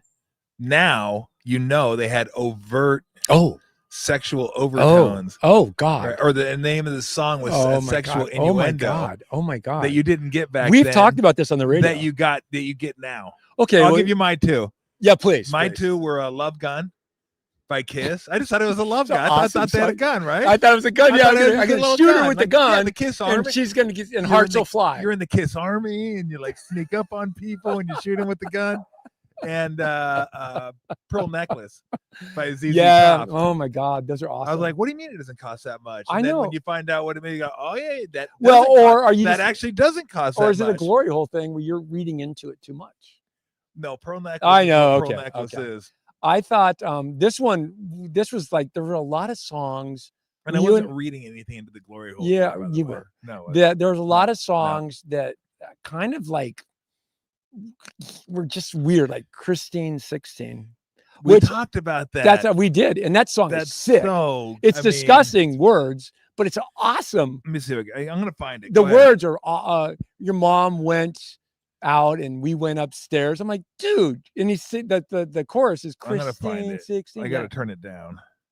You can't do it. They said we can't do songs. No. I'm going to turn it down so you can't hear it. Why don't you just read the lyrics? I'm going to. Because that's fun. But I got to get to the song first. No, don't. Yeah. This is, yeah. You're doing that to me. First of all, let's You're update. Doing that to me again. Well, let's update the goddamn iPhone. That thing is like an iPhone 1. First off, it's not. It is. No, it isn't. It's I don't know what it is. Who gives a shit? It looks like your wife's phone, dude. I'm sorry. I don't know. Would you rip my wife? No, it's pink. Well, why does it look like it's not pink? It's Arizona. Yeah, it was red. God. Okay, anyway, so you son of a bitch. You're such a puss. Okay, I'm gonna get to Christine 16. There's Love Gun right there. This is such bad pod right now. No. Well, if I could get to this. Should I tell stories while you do that? I'll do that. Well, I would love it if you would do my most beloved story ever at KMBR. Yes. You know what it is? What? You must have a most beloved. Not like this is after 25 years of talking shit, but the most beloved story. Fuck your story. Do you know it? Here, you find it? Okay, good. I don't care. I was just filling right now. Okay. Christine 16. Awesome.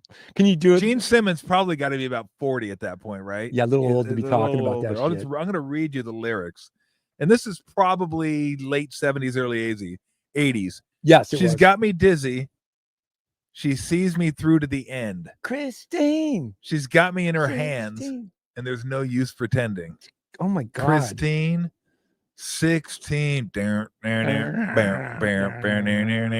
She drives me crazy. Yeah. I want to give her all I've got. God, it's horrible. And she's hot every day and night.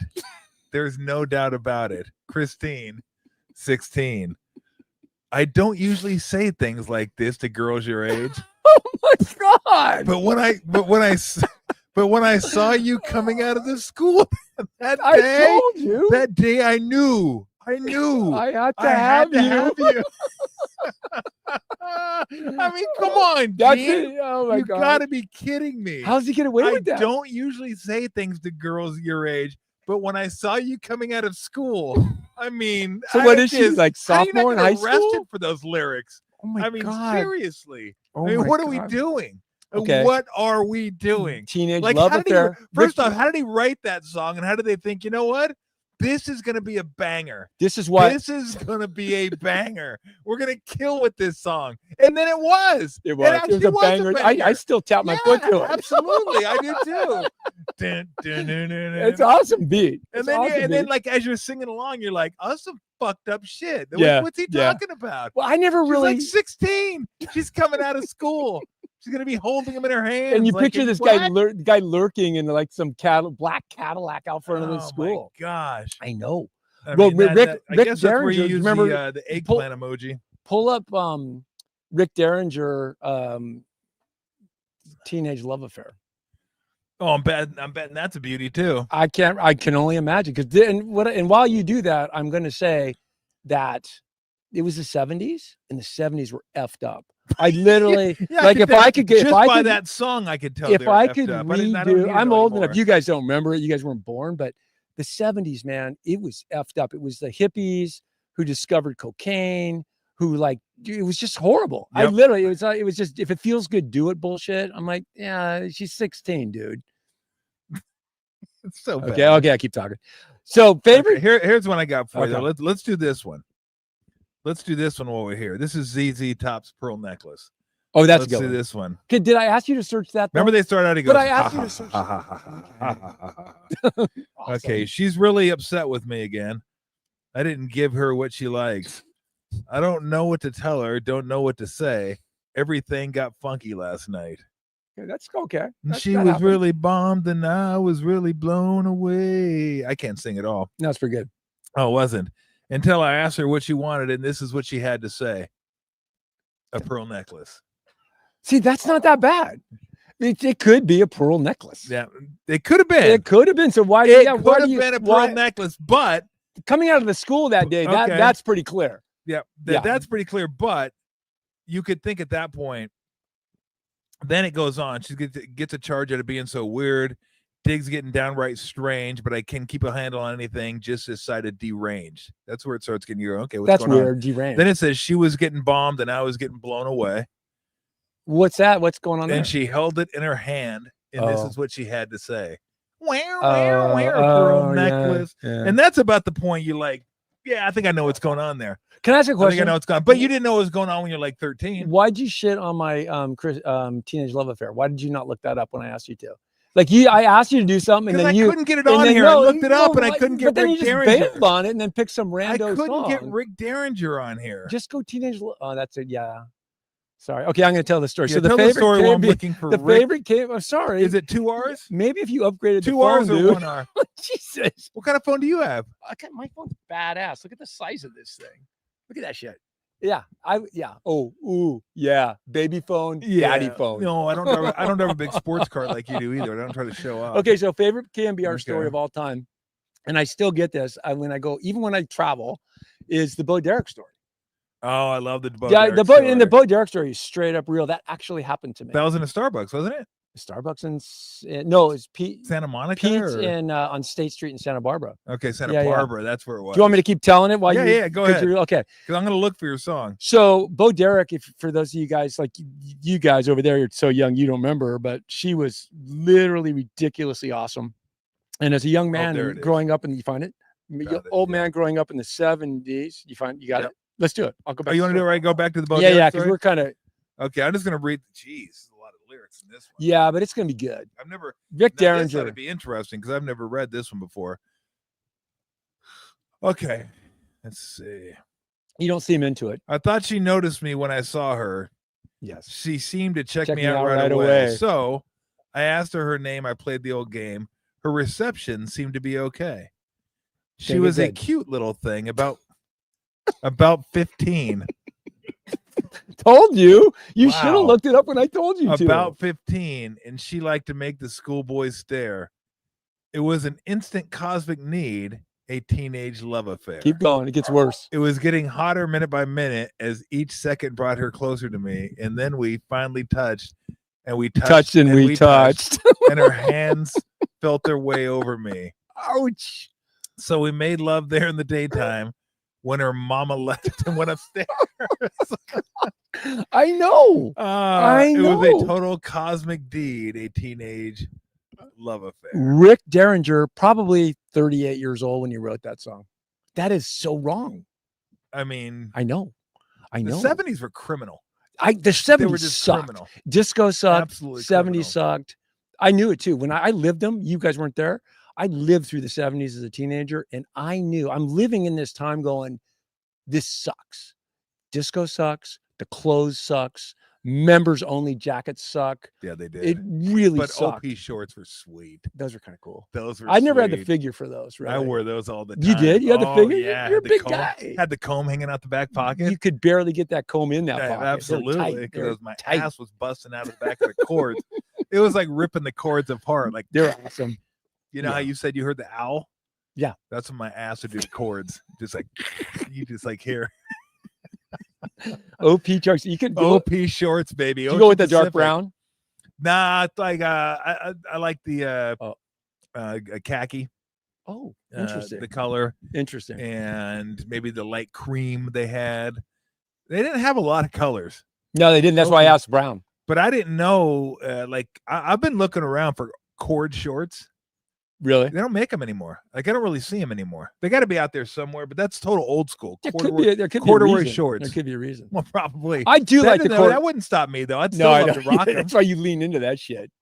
Jesus. I like to wear something nobody else has on. Hey, what's going on with the face over here? You get a little. Oh, you mean this? We pointed this out yesterday. So I was laying on the couch one day on my right side, taking a nap, and somebody set a fucking cup on my head and just left it there for like 4 hours. Heavy, a lot of full of water or something. Yep, and fucking the color never came back.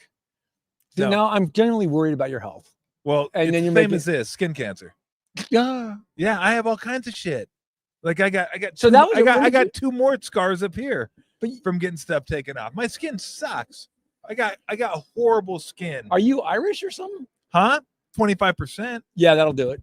Do it. Yeah. I mean, I guess I'm Irish. I have shitty skin and I drink. How old are you now? How old are you now? Huh? How old are you? I don't know. 59? You're not 59? Yeah, I am. Are you really? Yeah. No shit. Yep. It's okay. I was gonna say you don't look it, but I'm old, so everybody looks young to me. So you probably Okay, so here's something for you. Yeah. So you pointed this out. Yeah, was that very self-conscious? I know that wasn't cool. That wasn't cool. No, it's fucked. It's a weakness. Like, yeah. What do you mean it's a weakness? Well, no, I mean it's what, me. So you can feel superior? That could have been. Maybe really? I was doing. You have good because I'm healthy. You have good skin. I'm not dying of cancer. You don't have fucked up skin on your face. Well done. It could have been a big dog. Yeah, I'm not dying of cancer. You are. I feel superior to you. Way to go, jerk off. Sorry. So I've had this there, and I'm not sure the skin's kind of. It looks thin. It looks kind of cool, actually. Well, they took it from here. Oh, that's where they took the skin from, under here. Put it there. Doctor lied to me. Goes, oh yeah. It does look like. You know what it looks like? It does look like ass skin, kind of like that never sees the sun. Like that looks like no. You know, yeah, your butt's all white. It's kind of got that white thing going. Yeah, but you can tan your ass. I think, can you? Yeah, but then that's weird. That's weird. Well, I mean, just saying you could. Oh. Like yeah, but if yeah, okay. But if I saw a dude with a tan ass, look, I know you can tan your ass because I'm online all the time looking at like these, and they're always tan, look fantastic. So what I was thinking about doing, tattoo. Yes, and I'm face. But I don't want to do it just inside the circle because then it looks like a commemorative plate, like an Elvis. Like if I put Elvis in there. Wait a second. Like one of those commemorative. I mean, you could get any kind of make a space station. Get like a nice. I know. I'm getting ideas right now. So what can I do that doesn't just? I got it already. Like it's got to be the whole side of the face. What? I got it. Okay. Can they see it? Can you see it? Can they see it? Yeah. I'll show them. So right there. So it's just it's a circle. They saw it. Yeah, I think Wednesday. Okay. I think Wednesday. But I think the move on that is. And this is sort of has to do with UFOs and jellyfish. I feel like a jellyfish would be awesome because the jellyfish in the ocean are kind of like from another planet anyway. They're like octopuses. They're the first life form. I think it's symbolic of a lot of things. So all you got to do with that is outline the circle, and then you've seen some SpongeBob, right? Remember Squidward or Squidward's little jellyfish friends? Have I seen SpongeBob or SpongeBob? You said it like fucking Christopher Walken. Yes, that's because I'm Bob. I just think you can do that. I think you like a man of war. Yes. Okay. Yes. So, but just because in the circle. And then make little tentacles. Only because it represents the life's beginning, mystical sort of ocean stuff. We don't understand the jellyfish truly, and we don't understand you truly, kind of thing. Wow. I know. That was a lot. Sorry. That's a lot deeper. Sorry, dude. You need a tissue? I'm all right. I'm fine. Let me feel this thing. Oh, wow. I know, right? Look at you. Are you ready for another one? If you got a lighty thing. What I I told you. What I do? Told you. No, yeah, hold your hand up like this. And they'll get it for you. Would they give me one? Yeah. Of course they will. Bro. Give me like a light thingy that's not scary. And I'm only saying that because it's new. Hey, Max, you can check the bottom fridge too. There's stuff in there. Dude, let me ask you about the beer thing because you got an awesome beer. And thank you, fellas, for the beers. Thank you. Your display. Ogden. Your display. You, your display. Yep. It's like I like the glass. Yeah. I like that you display them, like you show them off. Yeah. And I like that because I sometimes like you can see them outside and look in, as opposed to my fridge. I got to open it up and it's a goddamn surprise every time because I can't see them. I don't know what's coming. I don't know what's coming. Those are just cheap. They're just cheap refrigerators that we get. Are they? Yeah. No, I kind of like it. I think it looks expensive. Good. And for those that are wondering, this one is a Made Eyes. I can show it over here. It'll just be a hand coming into the screen. Made Eyes from Wondrous over in Emeryville. So do you go out? Do you go chase beers down? Do you go down? Yeah, I went last night. I hit up where did I go? I went to Wondrous, and then I went to Tenma, which is right by Wondrous. And then I was going to go over to Fieldwork, but Fieldwork was having a bourbon barrel stout and chocolate tasting kind of. Oh, that's the Mexican beer. You didn't see that? What the hell? God damn it. I'll take that one. Really? Yeah. Yeah, I'll take it. I ain't driving anywhere. No, I was mean. I was just mean just then. That wasn't cool. That wasn't cool. Down. Give it Do to a me. session. You got a session beer in there? Give it to me. Yeah. I think there might be another Pilsner or lager down at the bottom. I should go light. Yeah, I just checked it. Well, this is light. Yeah, but you know what? I'm gonna let you taste it. Okay. Yeah, hang on. I was just a dick just then. Did you see that? That's that beer thing I told you about. Because I make it. I don't mean to be a snob, but it's like when you. Yeah. I'm a beer snob. You are. Yeah. Yeah, I know. That's pleasant. You like that? Yeah, that's pleasant. Okay, get another one of those. Yeah, that's pleasant. Pardon me. My mistake. Yeah. I super apologize. Well, I told him it was because it is. It's like a Mexican lager, but Mexican lagers and craft beers, that's not Mexican lagers like Pacifico, Corona, the ones you're thinking of. Well, that's exactly right. I've never had, like, when you said lager, I go Corona. I know. Yeah. Thank you. No, it's totally different. Yeah. Like, this is like, like high quality, like Mexican lager. And this is from Bear Bottle. Are we live right now? Torcito from Bear Bottle. So, see, I've made the rounds today. I had Cellar Maker, I had Wondrous, and I had so wait a second. Bear Bottle. So I went real quick. I went to Wondrous, Tenma, which is over there in Emeryville, and then I was going to go to Fieldwork, but they had an event, so I didn't go over there. And then I went by Santa Darius in Oakland and picked up some beer and brought it home. I knew you were coming over, so I wanted to. So you were showing off a little. Decent. No, I just wanted to have a decent selection for you. That's showing off a little. No, it isn't. Yeah, I want to have considerate. Oh, be nice. Yeah. Oh, not showing off. Yeah. Okay. Interesting. Okay. Yeah. So you're right. You're right. I'm wrong. I didn't know you were going to drink a beer and a half in like 2 hours. We're doing this. I mean, geez, I thought you were a little. I thought you had a little more gusto to you. I know you would think. But I would think. I did think. Dude, last night was taxing. Let's talk about me. I'm the guest. We were talking about you. We were talking about Mexican beer, but all I'm saying is it was taxing, and it was like your last day. Did you cry? I tried not to. I did love the fact though that you just like, hey, let's just do the weather. Let's just do the show. To. Yeah, they kept going. Do you want to do weather? I'm not going to punt. They really milked the Obama bit. I mean, they showed that. Did they? No, they must. Yeah, he was president of the United States, and that's my big thing. I mean, I went from like cool to like, all right, it's enough of this shit. Like, there's a fine line there where you cross it. You're like, okay. Yeah, no, I know. It was, the best part about last night was having like Hainer came back, Mark came in, all the old Joe Fonzie came back, all the boys. That was the dream team. It kind of was. It was Julie, Dennis, you, and Mark. Yeah, I know. It was, and it was fun. It was fun. That was it. And it was a different time though. It wouldn't work now. None of that shit would work now. That it just wouldn't. That kind of. It just is different, and that's kind of why you were sitting in your backyard drinking beer. Yep. I'm so excited about this new thing. I mean, not this new thing, everything. Just the idea that anybody, what you guys, about you, we were talking about you though. Oh, and last night, are you done talking about you? Kind of am. Okay. Yeah. So let's talk. I got an ass load of myself. I got an ass load of myself. Okay, let's talk about you. Not knowing if stadiums were indoors or outdoors, and how, you guys talk about. So I'll let you set it up. So Bill used to come on all the time And what was it? What was the gag we used to do? Ralph and I used to do literally You, every time. you mean being dicks, basically? Yep, yeah, we were. Because my whole shtick is it was funny. You don't mind being a dick when you're funny. No, it's pretty funny. Yeah, it's pretty funny. But the point of the whole thing was I would do weather, and I was very serious about doing weather, especially early, because I didn't want to be joking around and I'm a scientist, blah blah blah. And so I'd be pretty prepared for you guys, and you guys would go, or no, Brian would call me and go, "Hey Bill, we're watching a game in Detroit. Don't they have a stadium there? Yeah. We got a game in Detroit. Can you give me the weather for that?" So he'd tee me up. And then I'd do I'd look at the GFS, and I'd look at all the models, and I'd spend like a fair amount of time discerning and deciphering the models to come up with a good forecast on the Bay Area's '1 sports station. Yep.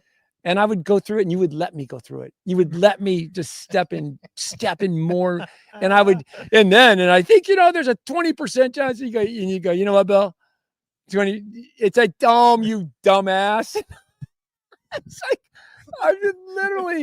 I'm like, because that's our whole thing is you want to sound smart as a meteorologist. You want to sound like you got some game, or no one will listen to you. And then you guys would just strip me of all my dignity. It was. And then I got savvy. I got savvy to it though. You did. I did. I kind of started going, I would actually just Google Detroit Lions. Where do they play? I think we got you for a year. And then you got me longer than that. It was longer. Was it longer than that? And then what you do a thing was awesome. You kind of gaslight me where you wouldn't do it for a while, and then you do it. It's like, God damn. I would laugh. That was funny. I would laugh harder at that, but I'm not sure what gaslighting means, like completely. Oh, gaslighting was from a movie. Yeah, it's like all the stupid terms now. No, gaslighting's awesome. Nah, it used to be. There was a movie. I can't remember the name of the movie. And the gal was trying to make the husband think he was going insane, or the guy was trying to make the wife think she was insane. So every night they had a view out their window of a gaslight from the 1800s, and he would just change it a little bit. And she goes, "Is that light?" No, it's the same light. And so gaslighting. Oh, okay. That's good knowledge. That's some shit. What movie was it? I don't know. That's terrible. That would be better knowledge. I knew the movie. That'd be extremely valuable knowledge. Yeah. But it wasn't valuable knowledge. Yeah, all the new terms and stuff. I'm just like, and here's the thing. I know sometimes when there's certain things I talk about, whether it be life or sports or whatever, that, you're the old guy on the porch. Yeah. Right. And you're like, get off my lawn, get off my lawn, get off my lawn, that kind of thing. And the great thing about it, and I'll bring this up a lot, in the kids that are on the lawn right now, I keep trying to tell them, guess what? Your fucking time on the porch is coming. Everybody gets their turn on the porch. That's true. Everybody. Yeah. Whether you want it or not, you're going to be on the porch. Like, I didn't want to be on the porch when I was a teenager. No. I was the one, yelling at my dad's generation. And, oh, you guys are all fucked up and you guys don't know what you're talking about. And you're going to end the world. And you're going to do this. And you're going to do that. Then all of a sudden I woke up and I'm like, oh, damn, I'm on the porch. Yeah. I'm on the porch now. Yeah. Because you hold on to your beliefs. Yeah. And then the kids are like going, and that's just the way it works out, because that's the way it should be. Yeah. All the younger generation should challenge us and go, what do you guys do? What do you guys know? Why is this the way it's supposed to be? Yeah. But then you're going to hold on to it. And it's the same in sports. Yeah. We all have our beliefs, the way sports should be played. Yeah. The best players in the game. Yeah. All that kind of stuff. And then they'll get their turn. Yeah. And then guess what? Yeah. They'll die. Kids in the lawn, they'll all move up to the porch. Yeah. That's just the way it works. Well, in surfing, that's the way it works too, because we start in surfing. It was very much linear. It's like, this is how you surf. This is how you act. And the skateboarders came in. The skateboarders, I don't know if they get enough credit for this, but they changed surfing completely. Did they really? Oh God. They came like Kevin Reed out of Santa Cruz, and Arlo, God darn Arlo. Who's the guy? Sarlo, Alan Sarlo in Malibu. They were skaters. They're part of Alan was an ex-boy or an ex. What were the Dogtown guys? Oh, Dogtown. And Jay Adams too. Those guys changed surfing, and now they're all on the porch, which is it's kind of thing. But it's just interesting how that was so progressive, and it was like we didn't accept them right away, the porch guys. And then bam, they're on the porch, and now the young kids are, onto their own thing. So it's just life. It's the circle of life. It's the way it goes. I just tell people, guess what? You're gonna get your turn. Yeah, this is the way it happens. What's your favorite? I don't know if favorite's the right way to put it, but What's the worst wipeout you've had surfing? I've almost drowned like a lot. Really? Yeah. Well, it's not I fair guess because there those wasn't would a be doctor. classified There as wasn't a doctor worst. there, so I can't say I almost drowned.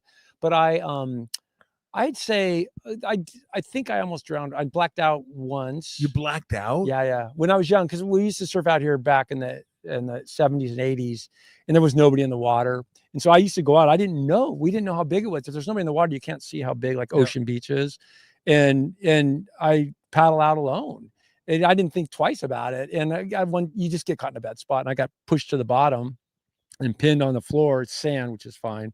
But I couldn't come up, and another wave came, and another wave. And like I just couldn't breathe. And I just breathed in. Like I remember it really well. I remember just I couldn't hold my breath, so I just breathed in water. It's weird. It's just like, and it felt good. Like I don't know if I was drowning. I think I was probably drowning at that point. Breathing in water is I was probably probably not a good at 25. thing. I was pretty young and strong, but and I remember just going, oh, and I just laid there. And then all of a sudden somebody was grabbing me, and I was, yeah, that was scary. And then I'm terrified. Ocean's terrifying, man. So especially up here, it's terrifying. So yeah, that was for sure. And then my big claim to fame is I know I saved at least 3 lives. Really? They would have died. Yeah. And because in the old days, there weren't lifeguards up here, and and the surfers were the only people that were in the water. And I used to surf alone, and there weren't many surfers. So 45 years ago, I was out of Pacifica and saw these 2 nice Hispanic kids had a 12E of buddies, and it's a cold, foggy day, and they're sitting on the beach, right, and drinking. And next, I'm surfing, and I'm looking there, and the next thing I notice, they're both not at the beach, and they're both floating in the water. They probably went out to piss, or they probably went to pee, and then they got caught up in a rip. And the first guy I got to was he was bobbing his head. He was hypothermic, and he was vertical. It was interesting, and he was bobbing like this. And so and the other guy was still panicked and trying to. So it was triage. I had to grab the guy that was doing the vertical, took him in, and then grabbed the other guy, took him in, and then the Rangers came. And it's funny because it's like I just went back out and surfed.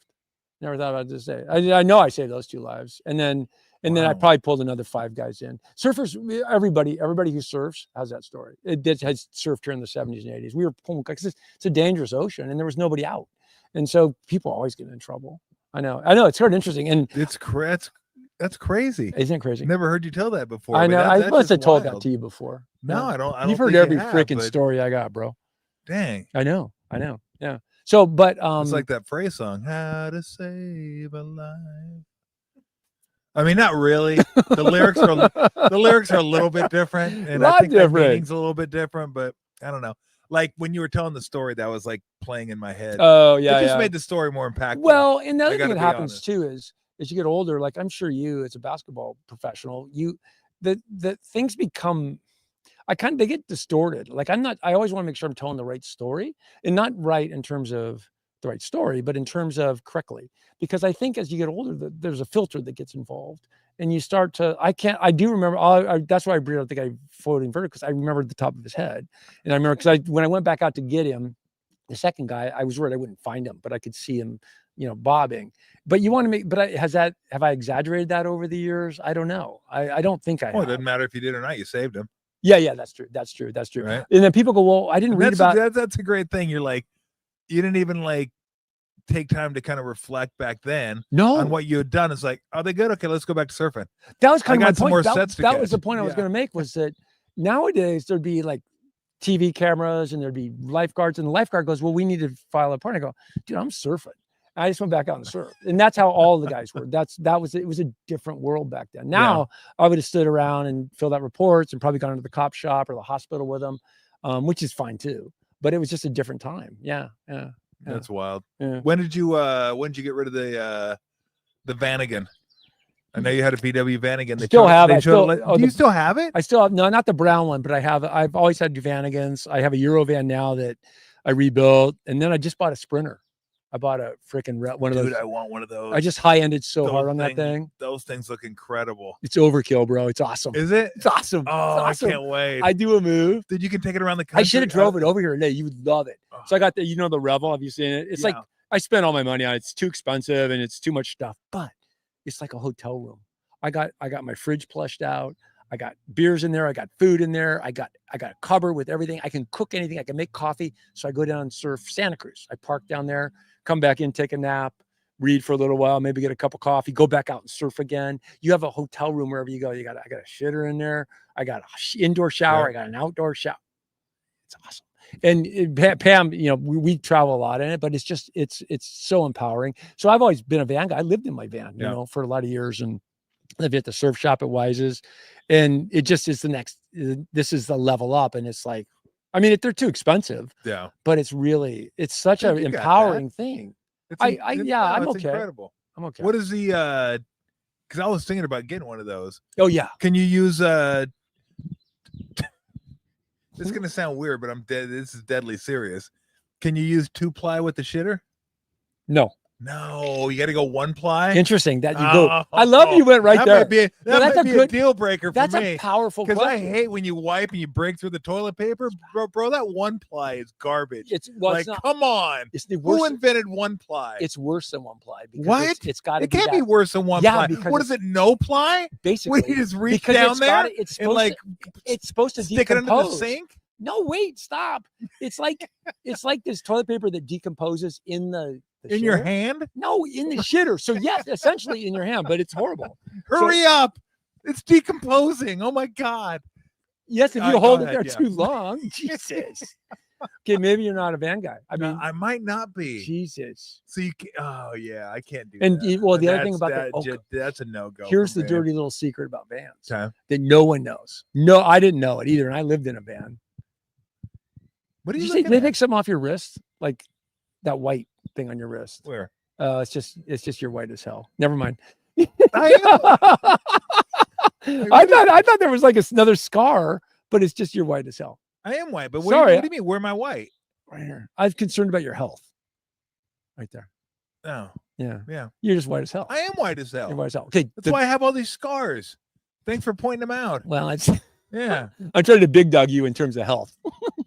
Thank you. It's so not cool. It's so not. I'm like 110. I got no business. That.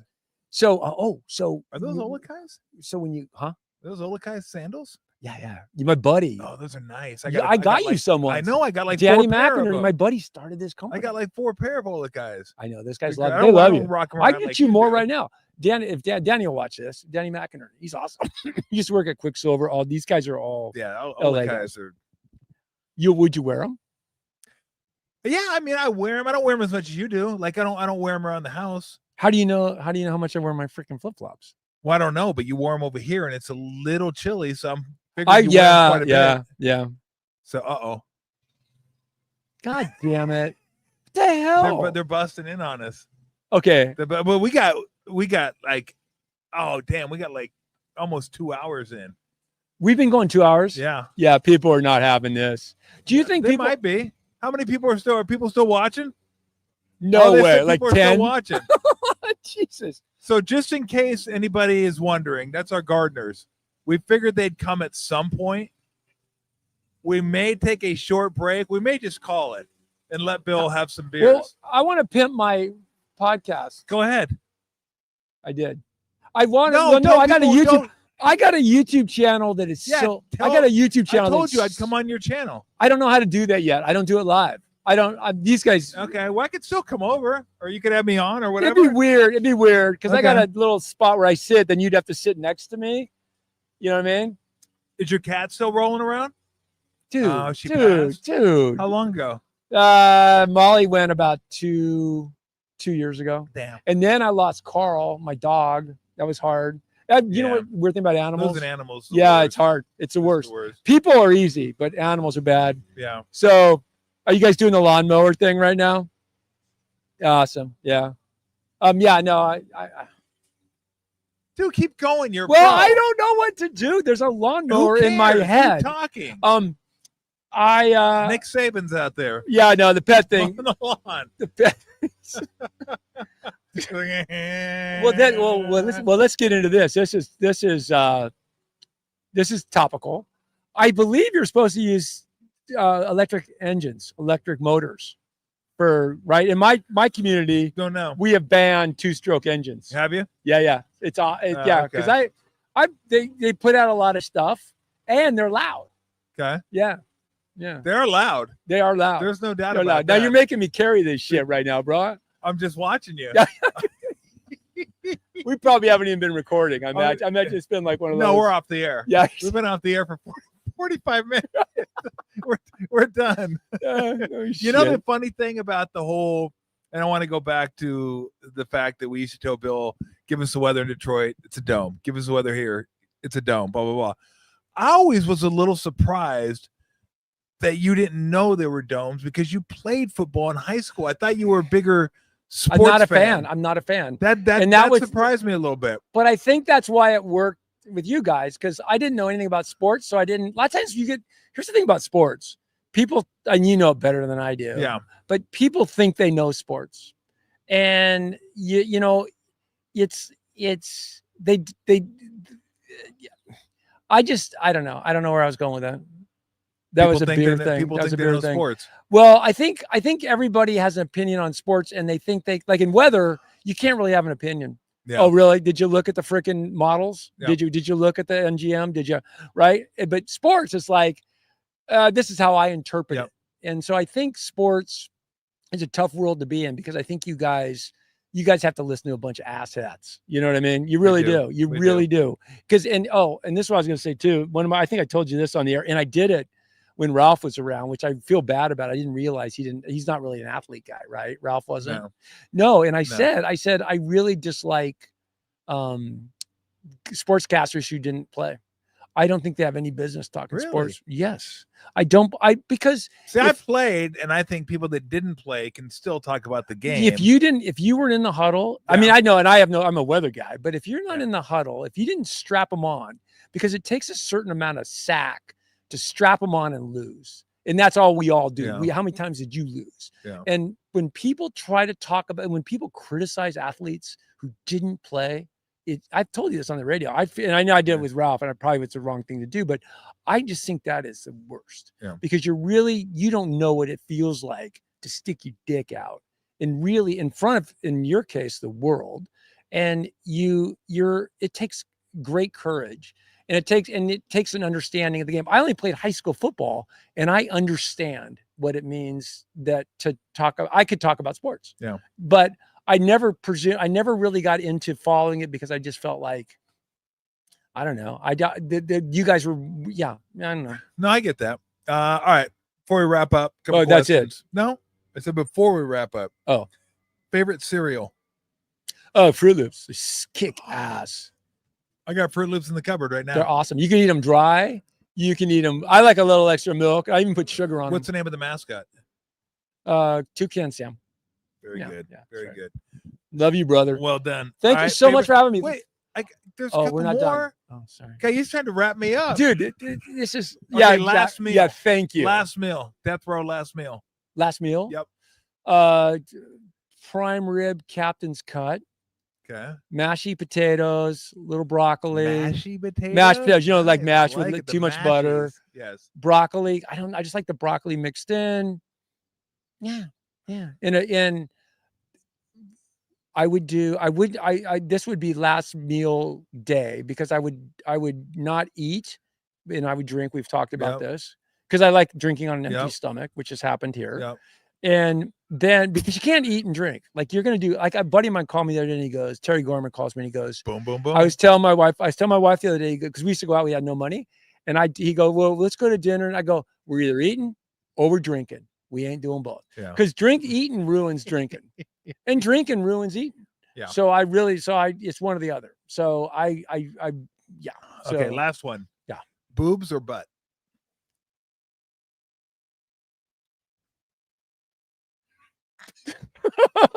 It's a pretty simple question. Well, I'm a TV guy. I'm a boobs guy. I'm a boobs guy. I mean, there's no wrong answer. I am too. Well, there is. No, there isn't. Yeah, boobs. Yep. Well, I'm thinking about my wife. You cursed with more gusto. You're like, fuck. And then you went. Well, that's scary. And then you went gender stuff. Gender stuff. Like, I know. I'm still scared. I'm a TV guy. You know what though kills me?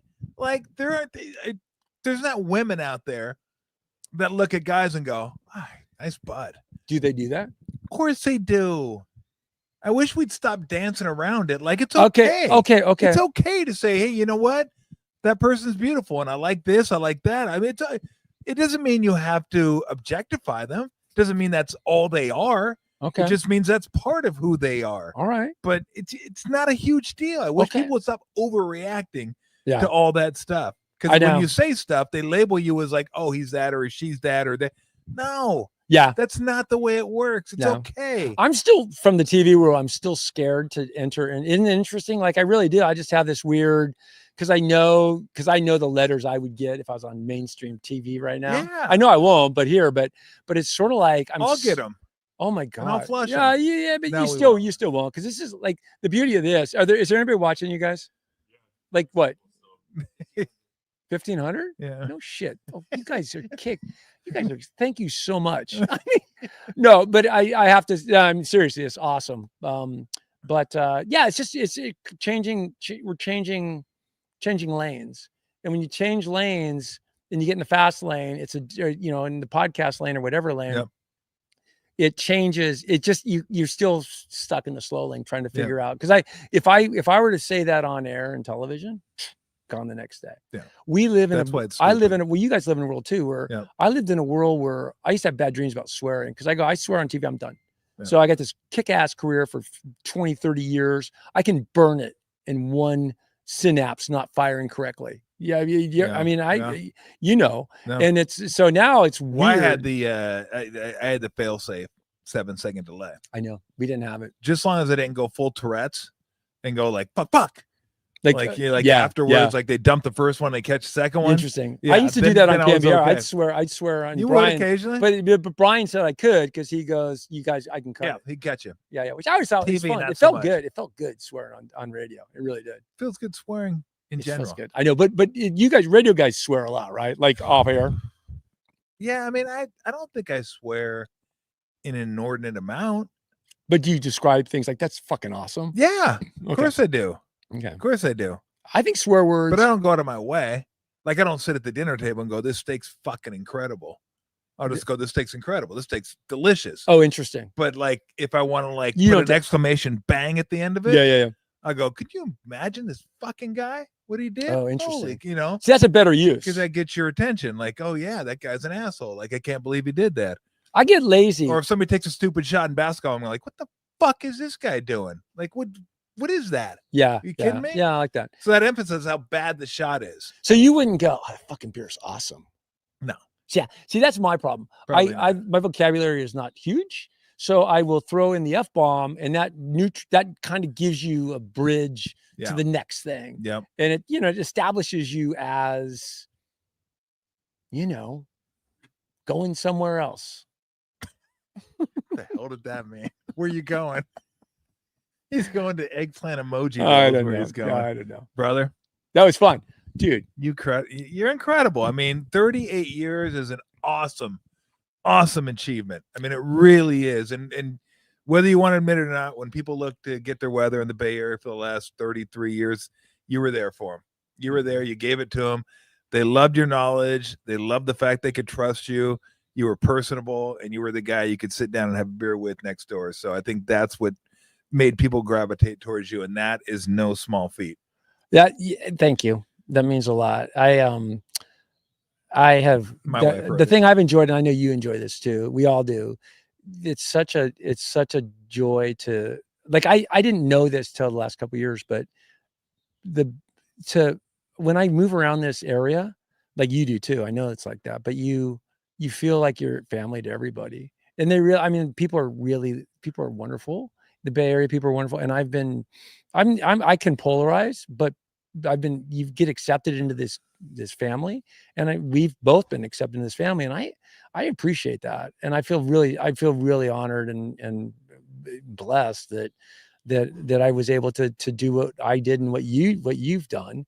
I just feel like it's really neat. It's really neat. It's a neat thing. My life has been so enhanced by this job because I go out and I meet people and they'll say nice things. You get that. Yeah.